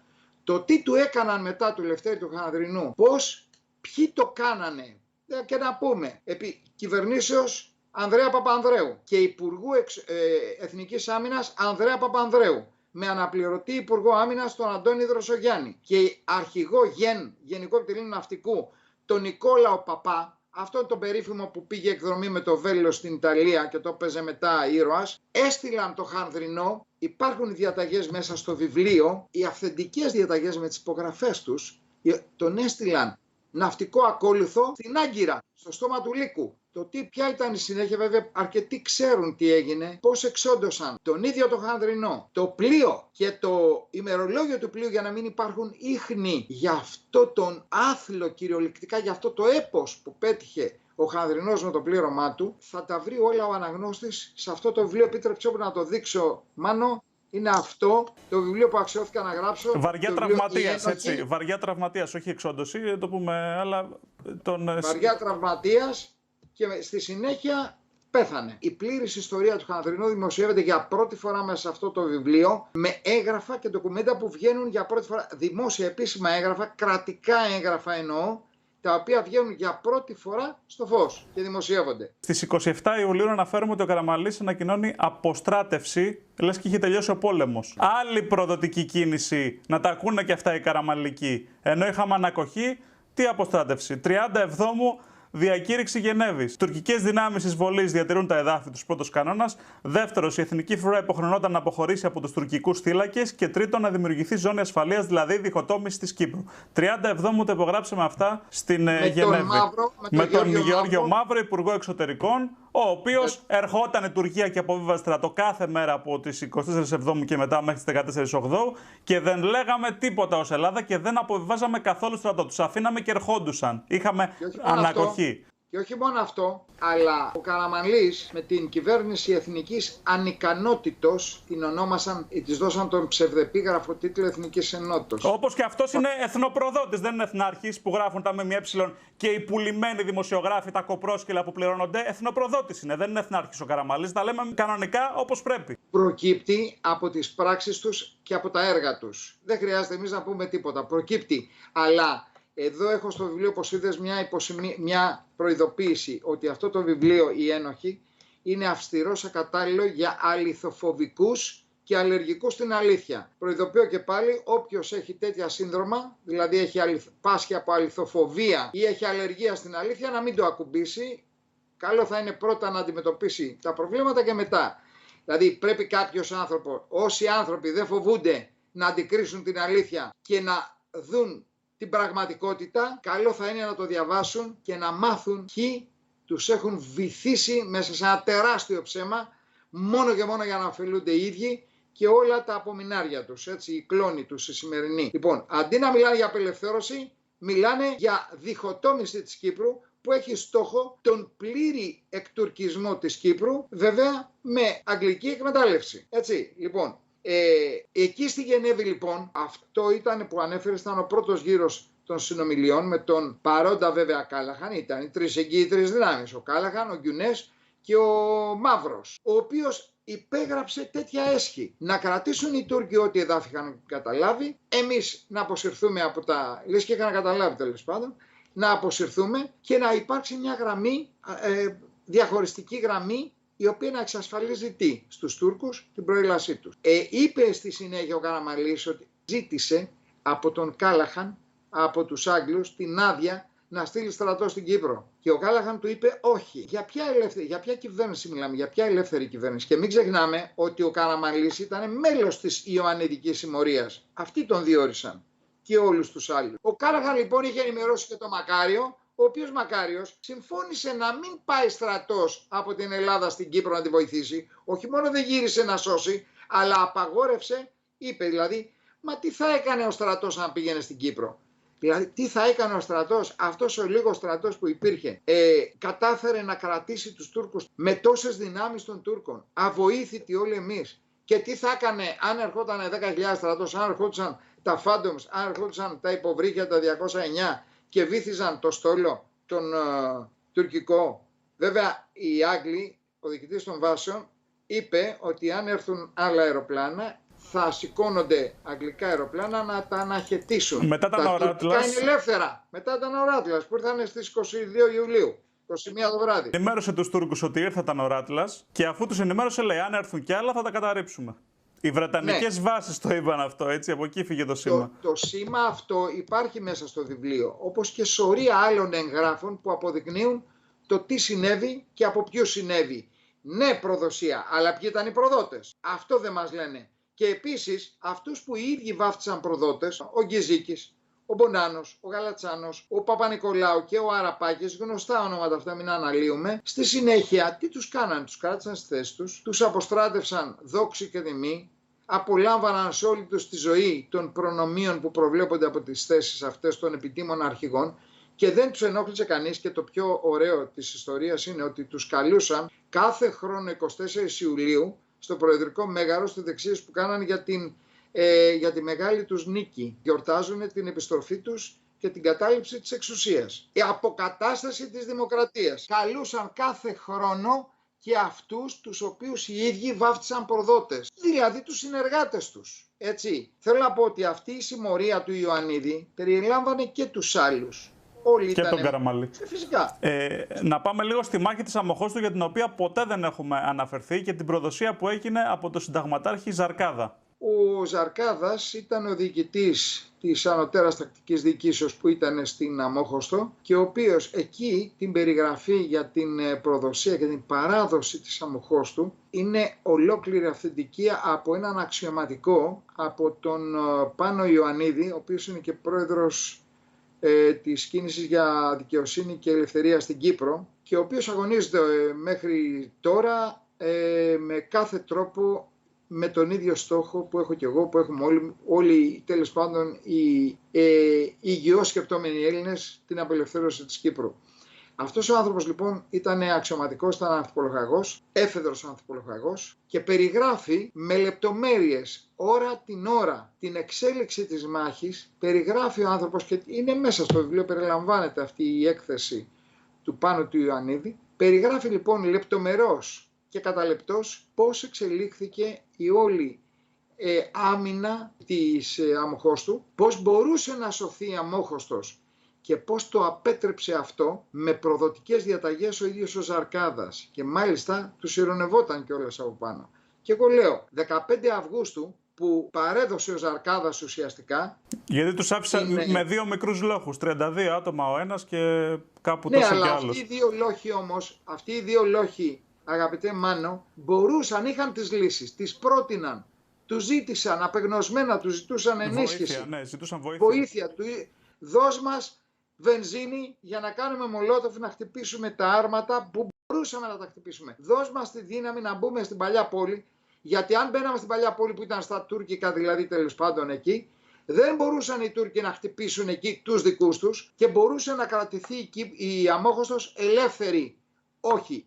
Η διαταγή ήταν όχι. Και εδώ τίθεται ένα μεγάλο ερώτημα. Η Αμμόχωστος παραδόθηκε στους Τούρκους από τον διαχειρό Ζαρκάδα στις 15 Αυγούστου. Στις 15 Αυγούστου, αγαπητέ Μάνο, έχει πέσει η Χούντα και στην Ελλάδα και στην Κύπρο και διοικούν οι δημοκρατικές κυβερνήσεις. Αυτές δώσαν εντολή στο Ζαρκάδα να παραδώσει την Αμόχωστο.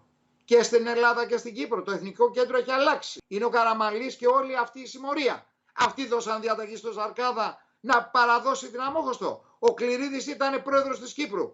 Ο Γεωργίτσης είχε φύγει. Ήταν ο Καραγιάννης, διοικητής της Εθνικής Φρουράς. Ποιοι δώσαν διαταγή στο Ζαρκάδα να παραδώσει την Αμόχωστο? Λες και ήταν χωράφι τους, όπως παρέδωσαν τώρα τη Μακεδονία. Και το άφησε και τους δύο λόχους χωρίς πυρομαχικά. Ακόμα και αν είχαν πυρομαχικά και χωρίς τη βενζίνη που ζητούσαν για να φτιάξουν Μολότοφ, και με τα πυρομαχικά και μόνο θα είχαν κρατήσει τους Τούρκους δύο λόχοι στην Αμόχωστο.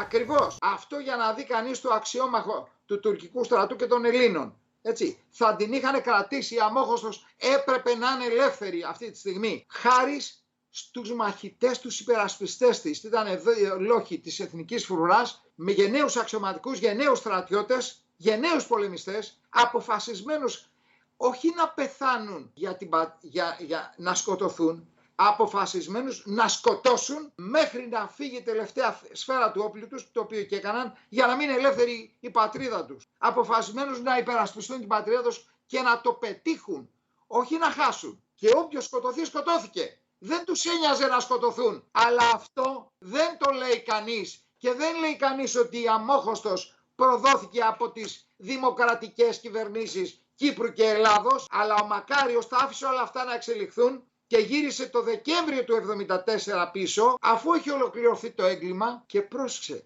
απολάμβανε πάλι του σεβασμού και της αγάπης και της λατρείας των θυμάτων του. Και πόσα πυρομαχικά είπες ότι είχε στο υπόγειο ο Μακάριος? Συγγνώμη, πόσα Καλάζνικοφ μου είπες? Στην Αρχιεπισκοπή, από τα 1000 που έφερε τον Μπάζος από την Τσεχία, ναι, τα 750 τα είχε στην Αρχιεπισκοπή. 750, πρόσεξε. Και θα είχαμε καλύτερα όπλα και χρειαζόμασταν πυρομαχικά. Και μου είπε ο νεοπτόλεμος Λευτής στη συνέντευξη της ΕΟΚΑ, 98 ετών, που πολέμησε και έριξε 2 άρματα στο Δίκομο, ότι ξεμείνανε και αυτοί από πυρομαχικά και αναγκαστήκανε και φύγανε νότια. Ήταν περικυκλωμένοι στον Αττήλα 2 από τους Τούρκους και φύγανε και αυτοί νότια, γιατί ο λόγος του ξέμεινε από πυρομαχικά και πήγανε στις βρετανικές βάσεις. Δηλαδή, ο Μακάριος δεν είχε ούτε πυρομαχικά στην Κύπρο ή δεν τα έβγαλε. Είχε, αλλά τα είχε για τους πρετοριανούς του. Τα είχε για το προσωπικό του στρατό, τα είχε για το εφεδρικό. Εκτός από τα όπλα της Τσεχίας που τα έκρυβε στην Αρχιεπισκοπή, είχε και πυρομαχικά που έκρυβε στην Αρχιεπισκοπή ή κάπου αλλού μες στην Κύπρο? Φυσικά. Δηλαδή είχαμε πυρομαχικά και δεν τα δίναμε για να πολεμήσει ο κόσμος. Είχαμε κόσμο, είχαμε χιλιάδες στρατιώτες και οπισθοχωρήσαν γιατί δεν είχαν πυρομαχικά. Δηλαδή μιλάμε για κατάδια τώρα, έτσι. Ακριβώς. Την απίστευτη προδοσία και από πλευράς Χούντας και από πλευράς Καραμανλή και από πλευράς Μακαρίου. Δηλαδή είναι όλοι στο κόλπο. Το μόνο κομμάτι του πάζλ που έχει μείνει είναι να μάθουμε ποιος κερατάς έδωσε εντολή στον Ιωαννίδη, και αυτός την άκουσε, ο προδοταράς, και στους άλλους του στρατού από την Αθήνα, ποιος έδωσε εντολή να εισβάλλουν στην Κύπρο. Αυτό είναι το τελευταίο κομμάτι του πάζλ που μας μένει. Δεν μένει κάτι άλλο. Κοίταξε, την εντολή για να εισβάλλουν στην Κύπρο, μα δεν ήταν εντολή, ήταν ένα σχέδιο το οποίο έχει εκπονηθεί από παλιά και αξίζει εδώ να πούμε κάτι. Διπλής ένωσης λες? Ορίστε. Διπλής ένωσης? Όχι, δεν υπήρχε διπλή ένωση. Μιλάω για την εισβολή των Τούρκων, μένω στο 1974. Το 1974 είχε σχεδιαστεί από το 1973, όταν ο Ιωαννίδης ανέτρεψε τον Παπαδόπουλο, γιατί δεν μπορούσε να γίνει. Με τον Παπαδόπουλο δεν γινόταν αυτό που έγινε με τον Ιωαννίδη. Ο Ιωαννίδης ήταν όργανο όλων αυτών, Καραμανλίδων και όλων των υπόλοιπων, για να γίνει αυτό που έγινε και να επανέλθουν στην εξουσία. Τόσο απλά τα πράγματα. Και των Αμερικανών όργανο δηλαδή, ήταν όλοι στο κόλπο? Οι Αμερικάνοι ήταν σε δεύτερο ρόλο. Τον πρώτο ρόλο τον είχαν και τον έχουν πάντα οι Άγγλοι. Αλλά καταφέρνουν να κρύβονται και να βγαίνουν και να βγάζουν. Όλοι λένε ο Κίσιγκερ, ο Κίσιγκερ, ο Κίσιγκερ. Η Φανούλα η Αργυρού, αυτή η εξαιρετική ερευνήτρια και δημοσιογράφος και συγγραφέας, γράφει στο βιβλίο της και έχει πει ότι το 1974 ο Κίσιγκερ ήταν το άλογο, ο Κάλαχαν ήταν ο αναβάτης του αλόγου. Αυτός κατήφθηνε τα πράγματα. Ο Κάλαχαν, ο υπουργός εξωτερικών. Όταν εμείς ζητάμε συνέντευξη όμως από τον Κίσιγκερ, και εγώ και άλλοι δημοσιογράφοι, ο Κίσιγκερ είναι φάντασμα. Δεν απαντάει πουθενά στα email. Θα τα πάρει μαζί εκεί που θα πάει, γιατί είναι και 100 χρονών, ας πούμε. Δεν θα μάθουμε ποτέ τι έγινε.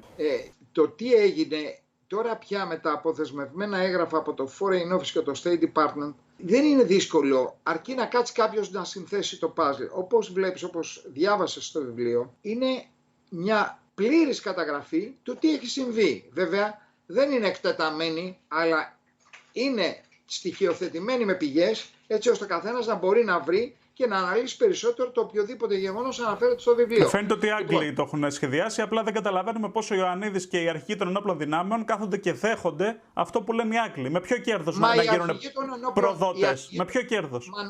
Οι αρχηγοί των ενόπλων δυνάμεων ήταν εκλεκτοί του Ιωαννίδη. Διορίστηκαν για αυτό το σκοπό. Τους βάφτισαν προδότες και δεν τους πείραξε κανείς. Ούτε το Ιωαννίδη τον πείραξε κανείς ποτέ. Δεν δικάστηκε ποτέ κανείς για το έγκλημα στην Κύπρο. Ο στόχος ήταν να επιστρέψουν αυτοί οι πολιτικοί, οι οποίοι εξερτημένοι από Άγγλους, Γάλλους, Πορτογάλους, Γερμανούς και δεν ξέρω εγώ ποιους άλλους, έκαναν ό,τι έκαναν για να καταντήσει η Ελλάδα εδώ που κατάντησε. Ναι, αλλά δεν σου φαίνεται περίεργο ότι πρέπει να στήσουν σκηνικό και να προδώσουν το 38% της Κύπρου, ή μπορεί να προδόταν και το μισό νησί να προδωνόταν, απλά για να παραιτηθεί ο Ιωαννίδης και να αναλάβει ο Καραμαλής, ότι αυτό ήταν το σχέδιο? Ας παραιτούνταν ο ηλίθιος ο Ιωαννίδης από την αρχή. Δηλαδή, για ποιο λόγο να χαθεί η Κύπρος, ας πούμε? Αυτό δεν καταλαβαίνουν, είναι τόσο χαζί. Σίγουρα το καταλαβαίνουν μια χαρά, αλλά δεν τους νοιάζει. Θα σου πω το εξής για να καταλάβεις. Ο Αβέροφ σε συνέντευξή του, το γράφω στο βιβλίο, το διάβασες. Λέει σε συνέντευξή του στις 24 Ιουλίου του 1979 στα Επίκαιρα. Έλεγα πάντα στον Καραμανλή ότι μόνο μια εθνική τραγωδία θα ρίξει τους συνταγματάρχες. Δεν τους ένοιαζε, Μάνο και αγαπητοί τηλεθεατές, δεν τους ένοιαζε η πατρίδα, η εθνική τραγωδία, δεν τους πείραζε. Ήταν το εργαλείο για να ξαναπάρουν εξουσία. Αυτό τους ένοιαζε. Πόσοι θα σκοτωθούν, πόση γη θα χαθεί, δεν τους ένοιαζε. Ένιαξε τώρα το Τσίπρα και το Μητσοτάκη που δώσανε τη Μακεδονία. Τους ένιαξε. Ετοιμάζονται τώρα να δώσουν και την υπόλοιπη Κύπρο, το μισό Αιγαίο. Τα ακούς, τα βλέπεις, τα μαθαίνεις, τα λες στον κόσμο. Εννοώ ότι ο Ιωαννίδης, και το γράφω ξεκάθαρα, ο Ιωαννίδης ήταν όργανο του Καραμαλή και των υπολείπων. Πόσο πιο απλά να το πω. Και ο Καραμαλής γιατί να προδώσει την Κύπρο? Για να πάρει την εξουσία. Για να έρθει στην εξουσία. Σου φαίνεται δύσκολο γιατί εσύ έχεις αισθήματα για την πατρίδα σου. Έχεις αισθήματα όπως και εγώ για την Κύπρο, για την Ελλάδα. Αυτοί δεν έχουν, αυτή είναι η διαφορά που προσπαθώ να σου δώσω να καταλάβεις. Δεν έχουν. Αυτό που δεν αντέχεις εσύ για αυτούς είναι τίποτα. Είναι φυσιολογικό. Πάρτε ό,τι θέλετε. Δεν δίνουν τώρα. Ζούμε σε ένα κατοχικό καθεστώς στην Ελλάδα. Από τις 8 Μαΐου του 2010 που υπεγράφει το πρώτο μνημόνιο και υποδηλώθηκε η Ελλάδα χωρίς να πέσει μια πιστολιά, όλα τα επόμενα που έχουν συμβεί και καταντήσαμε εδώ που καταντήσαμε, τι είναι? Από φιλοπάτριδες? Τα έχουν κάνει άνθρωποι που αγαπούν την πατρίδα. Τώρα τι λένε? Διζωνική Δικοινοτική Ομοσπονδία. Το επόμενο βήμα είναι ο πλήρης εκτουρκισμός της Κύπρου. Και όμως το λένε. Και το υποστηρίζουν και προσπαθούν να πείσουν τους πολίτες ότι αυτό είναι για το καλό τους. Ότι αυτό είναι για το καλό της πατρίδας. Και πρόκειται τι κάνουν τώρα? Πριν από 10 μέρες είχαμε τα επεισόδια αυτά στην Πύλα. Ξεκίνησαν τα επεισόδια που χτύπησαν και τους Σοϊέδες. Γιατί? Κοίταξε σκηνικό, πόσο καλά σκηνοθετημένα είναι όλα. Για να δείξουν στον κόσμο, για να τρομάξουν ακόμη περισσότερο τον κόσμο, ότι ούτε ο ΙΕ μπορεί να κάνει κάτι. Οι Τούρκοι θα χτυπήσουν και τους Σοϊέδες και τους πάντες, δεν λογαριάζουν κανένα. Οπότε, ρε παιδιά, ας υπογράψουμε εκεί πέρα τώρα, ας δώσουμε τη μισή Κύπρο και να τελειώνουμε, γιατί μπορεί να ξαναεπιτεθεί ο Τούρκος. Να ο τρόμος, να το σκηνικό του τρόμου. Ο ΙΕ που είναι? Εκεί που ήταν και το 1974, ανύπαρκτος. Ποιος ο ΙΕ? Τι κάνουν τώρα? Ο ίδιος ο ΙΕ στείνει σκηνικό. Χτυπάνε τους Σοϊέδες, οι Τούρκοι, και τους πειράζει κανείς. Δεν τους πειράζει κανείς. Αυτό είναι μήνυμα. Καθίστε φρόνημα. Καθίστε ήσυχοι. Υπογράψτε. Δεχθείτε αυτό που έρχεται. Δεχθείτε, γιατί έρχονται χειρότερα. Ο Τούρκος δεν οροδεί προουδενός. Να μιλήσουμε για τους αγνοούμενους, που εγώ το διάβαζα και πραγματικά δεν το πίστευα, μέχρι που είδα ότι λες 26 Τρίτου του 85 ο διευθυντής της ΚΙΠ στέλνει ένα απόρριτο έγγραφο αγνοούμενων και λέει ότι υπάρχουν 76 Ελλαδίτες αγνοούμενοι, οι 11 πέθαναν από ασθένεια το Δεκέμβριο του 84. Υπάρχουν ακόμα οι αγνοούμενοι αυτοί. 800. Θα σου πω, στην Αλμυρή λίμνη Τουρκίας και δεύτερον, υπάρχουν Ελληνοκύπριοι αγνοούμενοι, 1.800 στην Αλεξανδρέτα, αρκετοί πέθαναν από ασιτεία. Άρα 1.614 που υπολείπονται μετακινήθηκαν στην περιοχή Μάρα της Τουρκίας. Το όνομα του διευθυντή της ΚΙΠ ποιο είναι? Γιατί δεν το αναφέρει στο βιβλίο, νομίζω. Είναι το. Δεν το θυμάμαι, το έχει μέσα το έγγραφο. Εντάξει, θα το δούμε στο έγγραφο. Αν ζει μέχρι σήμερα, του πάρω συνέντευξη. Πάμε να το βρω το όνομά του, δηλαδή, να του μιλήσω. Δεν έχει σημασία ποιος είναι. Σημασία έχει ότι το έγγραφο είναι επίσημο και έχει στοιχεία επάνω, όπως βλέπεις, είναι άκρως απόρριτο και έχει στοιχεία αδιαμφισβήτητα. Το ζήτημα είναι το εξής. Ξέρουν και οι κυβερνήσεις Ελλάδος και Κύπρου ποιοι τους έχουν 1876 αρχικά. Πού τους έχουν, τι τους κάνουν, πώς τους μεταχειρίζονται, πόσοι πέθαναν. Ξέρουν λεπτομέρειες, πώς τους μεταφέρουν και τολμούν και έχουν το θράσος οι άθλοι και τους λένε αγνοούμενους. Τους εχμαλώτους πολέμου, αντί να τους λένε εχμαλώτους πολέμου με αδιαπραγμάτευτα δικαιώματα για πάντα εσαΐ βάσει του διεθνούς δικαίου, τολμούν και τους λένε αγνοούμενους, δηλαδή δεν ξέρουμε που είναι, αντί να απαιτήσουν και να στριμώξουν την Τουρκία 49 χρόνια τώρα και να πούν δεν θα κάνει βήμα εάν δεν μας φέρει πίσω τα παιδιά μας. Εχμάλωτους και τους λες αγνοούμενους, τους οποίους αγνόησες και τους έκανες αγνοημένους. Θα μπορούσαμε να είμαστε κι εμείς και να σαπίζουμε στις φυλακές της Τουρκίας μέχρι σήμερα, αν είχαμε επιβιώσει. Αλλά γιατί να μην έχουμε επιβιώσει? Γιατί εγώ δηλαδή να ζω και ο συμπολεμιστής μου που συνελήφθη εχμάλωτος, πώς συνελήφθη? Γιατί έριξε και την τελευταία σφαίρα του όπλου του, αυτό που είπες προηγουμένως. Δεν είχε άλλα πυρομαχικά και τον συνέλαβαν οι Τούρκοι. Έχει δικαιώματα σαν εχμάλωτος. Αν ήταν Αμερικάνος, Άγγλος ή Γερμανός, θα είχαν κόψει τη γη στα δύο. Ένας να ήτανε, θα την είχαν τινάξει ανάποδα για να βρουν αυτόν τον ένα. Δεν θα τους άφηναν σε χλωρό κλαρί. Και θα πούμε και τον Οκτώβριο του 2006 ο Αμερικανοαυστραλός, ο Γκρέγκορι Κόπλεϊ, επικεφαλής Αμερικανικής Εταιρείας Στρατηγικών Μελετών Defense and Foreign Affairs, υπέβαλε στην Υπηρεσία Πληροφοριών του Πενταγώνου των ΗΠΑ έκθεση που λέει ότι οι Τούρκοι δεν είχαν καμία πρόθεση να επιστρέψουν εχμαλώτους και χρησιμοποιούσαν, λέει, εχμαλώτους ως πειραματόζωα. Επίσης, η ανταλλαγή εχμαλώτων. Ως πειραματόζωα σε πειράματα βιολογικού και χημικού πολέμου. Ναι. Τους δικούς μας ανθρώπους, και με αυτούς κάνουμε ελληνοτουρκικές φιλίες, κάνουμε κολεγιές, χορεύουμε ζεμπεκιές, κάνουμε κουμπαριές. Με αυτούς κάνει πρωτοστάτης ο Μίκης Θεοδωράκης. Θα δίνει μέσα στο βιβλίο, θα δει ο κόσμος το ρόλο του Μίκη Θεοδωράκη, του μουσικοσυνθέτη, το ρόλο που έπαιξε, τον προδοτικό ρόλο που έπαιξε και αυτός.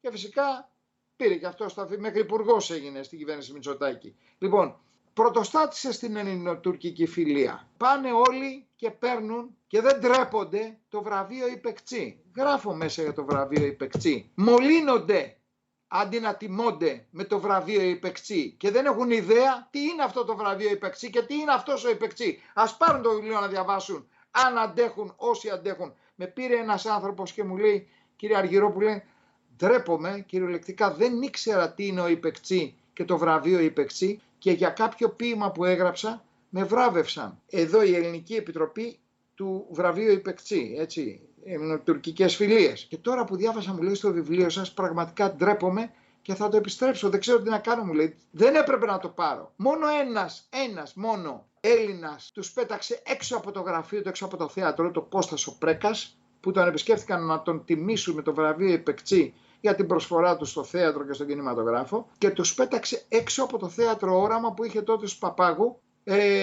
Είναι ο μοναδικός Έλληνας που αρνήθηκε να μολυνθεί, να ατιμαστεί με το βραβείο Ιπεκτσί. Και ακούμε τώρα οι αριστεροί και όλοι οι άλλοι συνοδοιπόροι τους το βραβείο Ιπεκτσί και το βραβείο Ιπεκτσί και αυτό και ο Ιπεκτσί και ο Ιπεκτσί. Ποιος? Αυτός που φανάτιζε τους Τούρκους να κόβουν τα κεφάλια των Γιαούριδων και να μην ησυχάζουν όσα κεφάλια και αν κόψουν. Χιλιάδες κεφάλια Γιαούριδων να κόψω, αυτό το μίσος δεν βγαίνει από μέσα μου, λέει ο Ιπεκτσί. Και αυτοί πάνε και παίρνουν το βραβείο Ιπεκτσί και δεν τρέπονται. Αυτά όμως δεν τα λέει κανείς, δεν τα λένε στο σχολείο, δεν τα λένε στο πανεπιστήμιο, δεν τα διδάσκουν πουθενά. Όλα τα σκεπάζει μια ηλουστρασιόν μεμβράνη που κρύβει περιτώματα. Γιατί όλα αυτά που έχουν κάνει, μόνο αυτή η φράση μπορεί να τους χαρακτηρίσει. 12 και 13 Μαρτίου του 1994, εντωμεταξύ, ο Θεόφιλος Γεωργιάδης, που ενημέρωσε για τα εγκλήματα των Τούρκων σε διεθνή διάσκεψη της Βρυξέλλες, η οποία, όπως είπα πριν, δημοσιεύθηκε τον Οκτώβριο του 2006, είδαμε ότι 20 Μαρτίου του 1994, μία εβδομάδα μετά, δολοφονήθηκε από άτομα της MIT. Και το οποίο είναι απίστευτο. Και για τους αγνοούμενους έχει γράψει ο ερευνητής Πέτρος Κασιμάτης, Οπότε, δημοσιογράφος και συγγραφέας. Έχει πάει μέχρι και στην Τουρκία δηλαδή και τους έχει δει προσωπικά τους εχμαλώτους.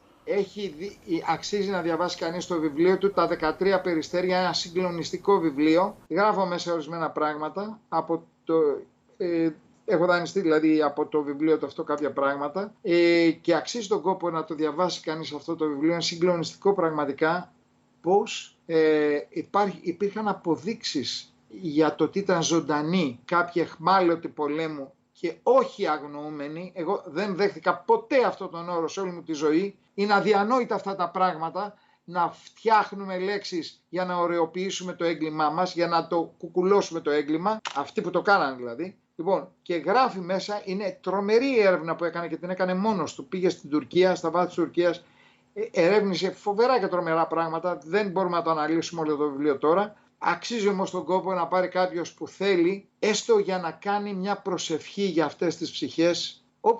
Όποιος έχει λίγο ανθρωπιά μέσα του, να σκεφτεί ότι μπορούσε να είναι στη θέση τους. Μπορούσε να είναι το παιδί του, ο πατέρας του, ο αδελφός του, ο θείος του. Κάποιος δικός του άνθρωπος. Γιατί και αυτοί που είναι εκεί είναι δικοί μας άνθρωποι. Δεν είναι ξένοι και έχουν ονοματεπώνυμο, μορφή, πρόσωπο. Είναι συγκεκριμένοι άνθρωποι που δεν κάναν κάτι κακό. Πολέμησαν για την πατρίδα τους. Το διεθνές δίκαιο τους καλύπτει και λέει δώστε τους πίσω, απελευθερώστε τους. Όχι, τους θέλουμε για πειραματόζωα. Και οι εδώ αντίστοιχοι χωρίς το πείραμα μπροστά, σχέτα ζώα, τους έχουν αγνοήσει, τους έχουν περιφρονήσει. Και εδώ και στην Κύπρο. Θέλω να το ψάξω το θέμα, γιατί πραγματικά δεν το διάβασα, μου φάνηκε αδιανόητο. Άτομα στα 18 και στα 19 τους μετά από 50 χρόνια θα κοντεύουν, ας πούμε, 70 ετών ή μπορεί και να είναι και μεγαλύτερες ηλικίες, 75-80.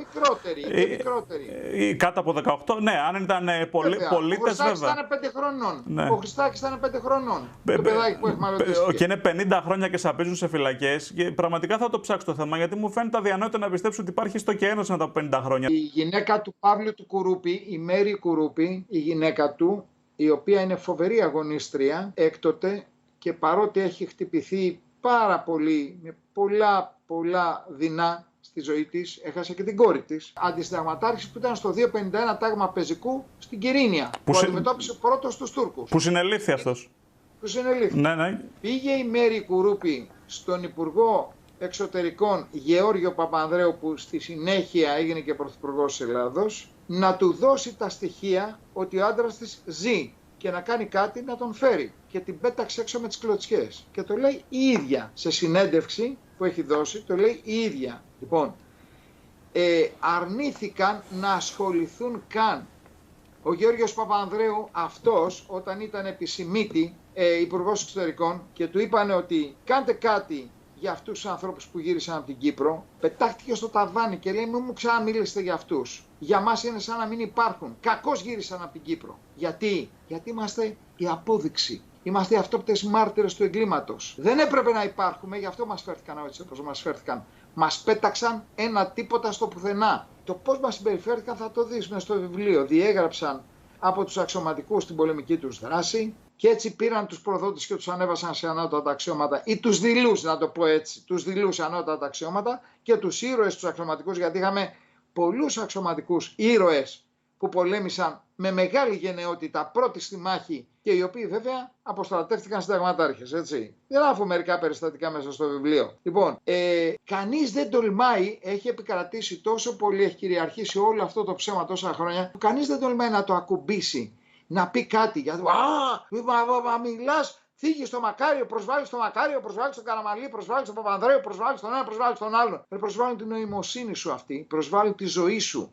Έχουν βιάσει τις ζωές μας, τη χώρα μας, την πατρίδα μας. Έχουν κάνει ό,τι χειρότερο μπορούσαν να κάνουν. Και όπως λέει στο βιβλίο, δεν υπάρχουν οδός, δηλαδή σε δρόμο, με τα ονόματα Κουρούπης, Μπούτος, Χανδρινός, Σταυριανάκος, Κατούντας, Φωτόπουλος, δηλαδή ονόματα ανθρώπων που θυσιάστηκαν για την Κύπρο, και υπάρχουν οδοί με τα ονόματα Κωνσταντίνο Καραμαλή, Εθνάρχου Μακαρίου, Ανδρέα Παπανδρέου κτλ.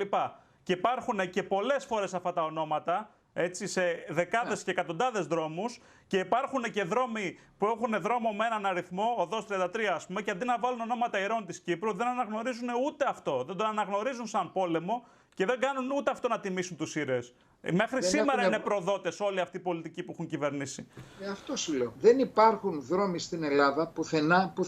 Στην Κύπρο υπάρχουν δρόμοι με ονόματα ηρώων. Η αλήθεια είναι αυτή. Στην Κύπρο ευτυχώς, δόξα τω Θεώ, υπάρχουν. Και υπάρχουν και αναφορές στο Χανδρινό και υπάρχει και μνημείο στην Πάφο του Χανδρινού. Ευτυχώς δηλαδή που υπάρχει και εκεί. Στην Ελλάδα όμως, στη Μητροπολιτική Ελλάδα για να το πω ακριβέστερο, δεν υπάρχει ούτε μία οδός ηρώων Κύπρου 1974. Δεν υπάρχει μία οδός με το όνομα του Χανδρινού, του Κουρούπη, του Κατούντα, του Κατσάνη, του τόσων ηρώων, του Σταυριανάκου, τόσους πολλούς ήρωες που θυσιάστηκαν. Δεν μιλάω για αυτούς που επέζησαν, μιλάω για αυτούς που θυσιάστηκαν. Του Καλπουρτζή δεν υπάρχει οδός για κανέναν από αυτούς. Δεν υπάρχουν αυτοί, αγαπητέ Μάνο. Θα δει ο κόσμος πώς εξαφάνισαν και το πλοίο και το ημερολόγιο του πλοίου. Ναι. Έστησαν ολόκληρο δικαστήριο και υπάρχει και δικαστική απόφαση εδώ μέσα. Την είδες? Ναι. Έστησαν ολόκληρο δικαστήριο για να καλύψουν την εξαφάνιση που έκαναν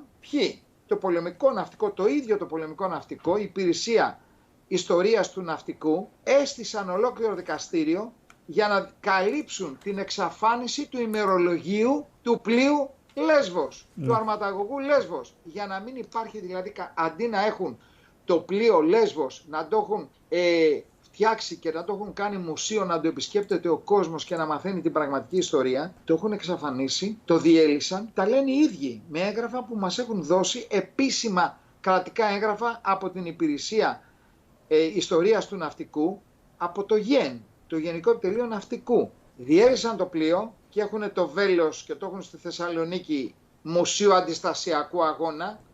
Ο παπάς που έστειλε το Χανδρινό στο στόμα του Λύκου, Νικολάος Παπάς, ο ήρωας, πήγε εκδρομή στην Ιταλία. Έχουν το πλοίο λοιπόν στη Θεσσαλονίκη, το βέλος και το καμαρώνουν σαν Μουσείο Αντιστασιακού Αγώνα. Άμα ντρέπονται να το πούνε για τον πόλεμο της Κύπρου, ας πούνε για την προδοσία της Κύπρου. Άμα θέλουν να το πούνε διαφορετικά. Γιατί προδοσία, όχι. Συμβιβασμούς δεν κάνουμε. Πόλεμος. Δεν μπορεί να είναι πόλεμος στην Ουκρανία και στην Κύπρο γεγονότα. Έτσι, και εμάς να μας έχουν ξεχάσει εδώ και 50 χρόνια, ας πούμε, στην Κύπρο. Όλα αυτά που αποκαλύπτω εγώ στο βιβλίο μου περιέχονται στο φάκελο της Κύπρου. Τον οποίο φάκελο της Κύπρου λένε ο φάκελος Κύπρου και θα ανοίξει και θα ανοίξει και θα ανοίξει 50 χρόνια τώρα, 49 χρόνια. Και δεν ανοίγει. Γιατί δεν ανοίγει? Τι είπε ο Κωνσταντίνος Μητσοτάκης, ο πρώην Πρωθυπουργός της Ελλάδος, πατέρας του σημερινού, του Κυριάκου του Μητσοτάκη? Είπε ο άνθρωπος και αποκάλυψε ότι ο φάκελος της Κύπρου δεν ανοίγει κατά απέτηση των κυπριακών κυβερνήσεων. Οι Κύπροι μας ζήτησαν, οι κυπριακές κυβερνήσεις. Και ο Σιζόπουλος εμένα μου είπε, που είναι πρόεδρος του φακέλου της Κύπρου, ότι δεν ανοίγει γιατί αυτό θέλει η Ελλάδα. Γιατί εμείς το ζητάμε και δεν μας τον δίνει. Τι συμπέρασμα να βγάλουμε από αυτό? Ο Σιζόπουλος όμως, ο Μαρίνος ο Σιζόπουλος, που ήταν πρόεδρος, αξίζει να το πούμε αυτό για το φάκελο της Κύπρου και για αυτή την περίφημη επιτροπή της Κύπρου. Ο Μακάριος όταν γύρισε τον Δεκέμβριο του 1974, τι ήταν το λογικό και φυσιολογικό να κάνει? Να ψάξει να δει ποιοι του κάναν το πραξικόπημα, ποιοι ήταν οι πρωτεργάτες, ποιοι συμμετείχαν, να τους κλείσει φυλακή, να τους εκτελέσει. Δεν ξέρω τι θα τους κάνει, αλλά να το ψάξει. Ποιοι έκαναν το καθήκον τους στον πόλεμο, ποιοι δεν το έκαναν, να το ψάξει. Δηλαδή να ανοίξει το φάκελο της Κύπρου. Δεν έκανε απολύτως τίποτα μέχρι τον Αύγουστο του 1977.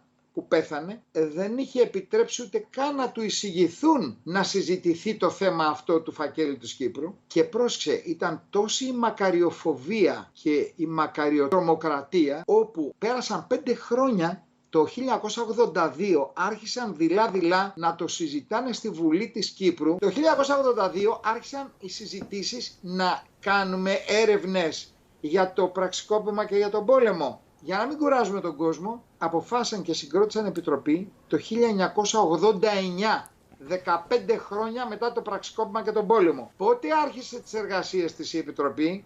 Το 1999, 25 χρόνια μετά τον πόλεμο. Και πότε έδωσε το πόρισμά της? Το 2007. Πρέπει να μας πει ο Μαρίνος ο Σιζόπουλος, που λέει ότι η Ελλάδα μας ζήτησε, γιατί τα στοιχεία που παρήχθησαν στην Κύπρο, γιατί ο πόλεμος έγινε στην Κύπρο, το θέατρο των επιχειρήσεων ήταν στην Κύπρο, το πραξικόπημα έγινε στην Κύπρο. Πώς ξαφνικά βρέθηκαν τα στοιχεία στην Ελλάδα και τα έχει Βουλή των Ελλήνων και όχι η Κύπρος?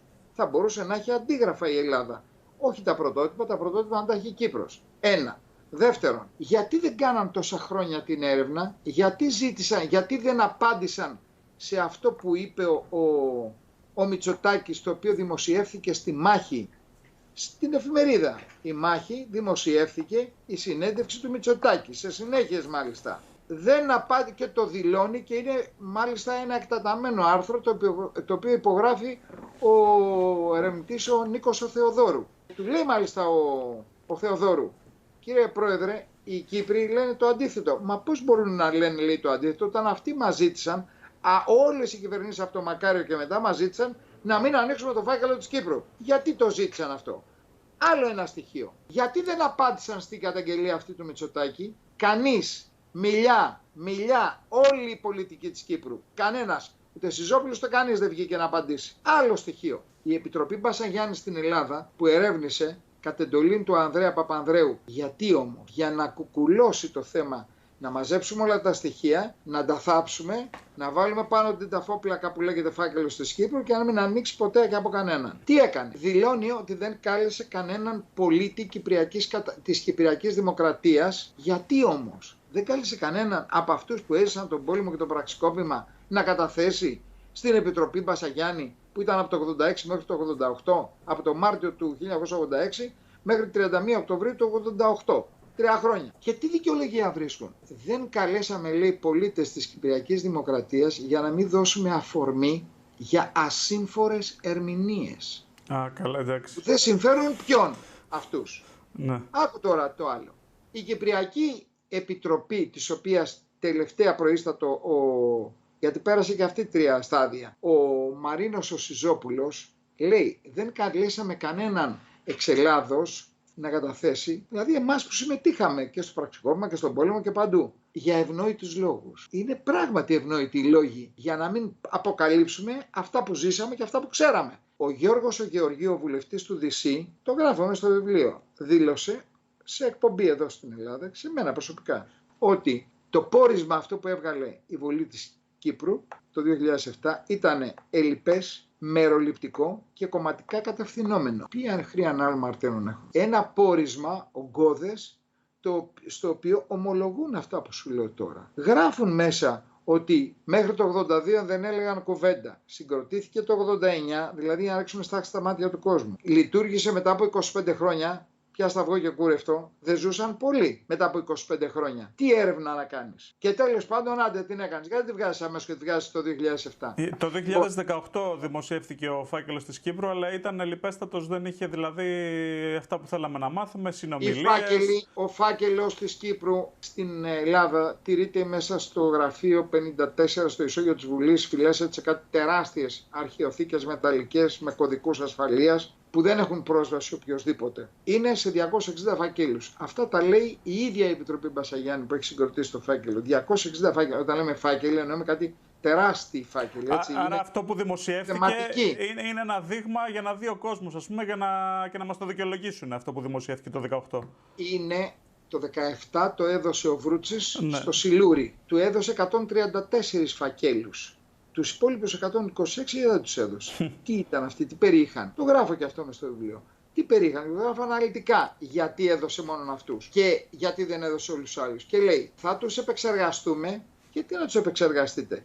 Και εν ευθέτω χρόνο θα τους δώσουμε στη δημοσιότητα. 50 χρόνια πέρασε, τι είναι ευθέτω χρόνο, αν είναι δυνατόν? Ναι, μα κοίταξε, τους επεξεργάστηκαν και όταν κάτι είναι προϊόν επεξεργασίας, αγαπητέ Μάνο, είναι μεταλλαγμένο. Έτσι. Είναι κατάλληλο προς πνευματική βρόση. Γιατί αν το φας αυτό το υλικό θα μολυνθείς και θα συνεχίσεις να πιστεύεις ως αληθές το μεγαλύτερο ψέμα του κόσμου, να ζεις βουλιαγμένος και βυθισμένος στο ψέμα. Πρέπει να γυρίσουμε πίσω, να ξεκινήσουμε από τη ρίζα του κακού, να βρούμε το κακό, όπως ο γιατρός ψάχνει να βρει την αιτία της ασθένειας για να τη θεραπεύσει, να δούμε κατάματα την αλήθεια, να γκρεμίσουμε τα είδωλα που μας έχουν καταντήσει ειδωλολάτρες και έτσι δεν τολμάμε να σηκώσουμε κεφάλι και να αγωνιστούμε πραγματικά για την πατρίδα μας, εμείς οι ίδιοι σαν λαός εννοώ, και στην Ελλάδα και στην Κύπρο, να δούμε τις αλήθειες, να γκρεμίσουμε όπως είπα τα είδωλα, να αξίσουμε λοιπόν όλο το χτήμα και να χτίσουμε καινούργιο οικοδόμημα, καθαρό, ελληνικό, χριστιανικό, ορθόδοξο, με πίστη μόνο στο Χριστό,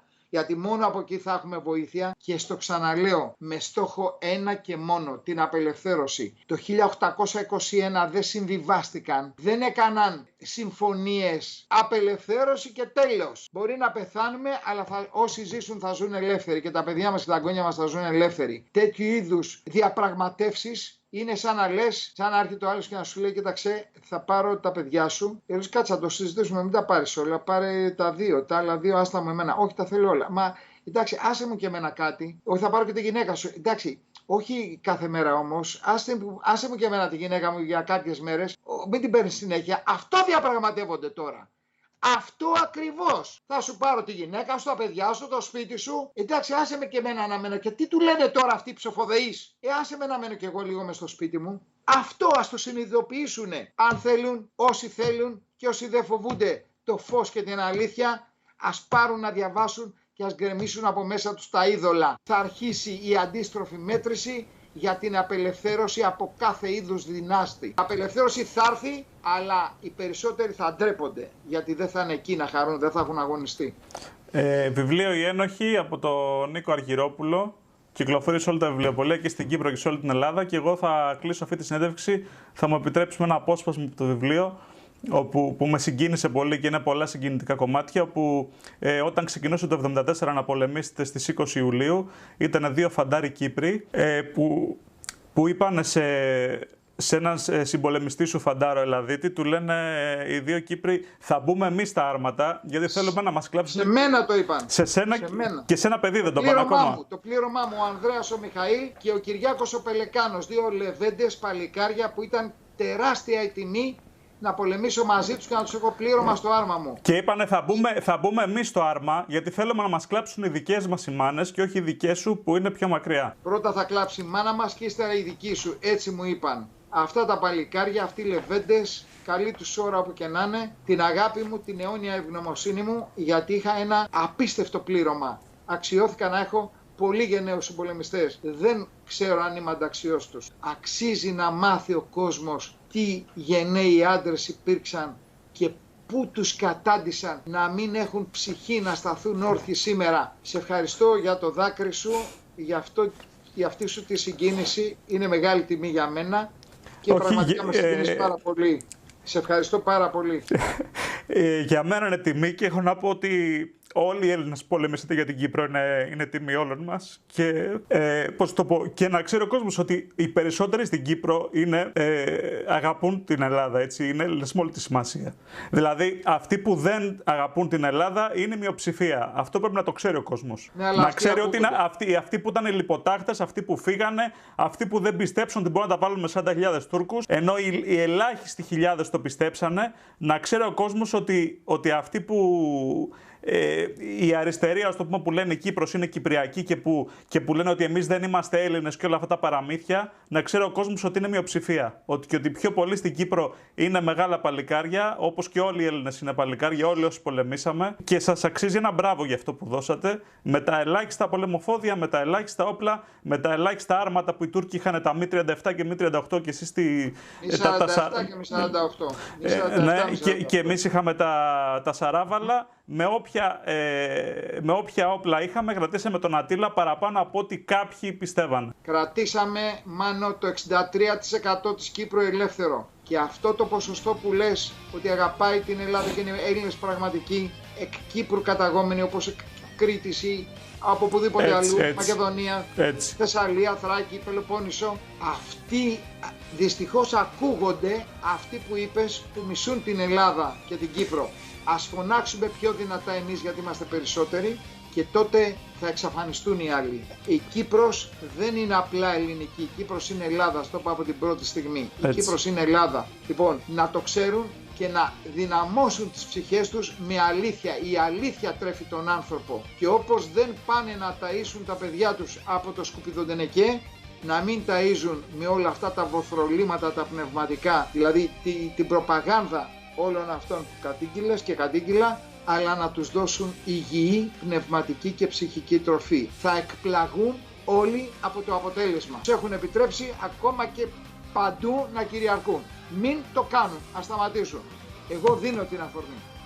Σε ευχαριστώ πάρα πολύ. Να σε καλά. Νίκος Αργυρόπουλος, λοχείας τεθωρακισμένων και συγγραφέας του βιβλίου Ένοχοι. Σε ευχαριστούμε πολύ.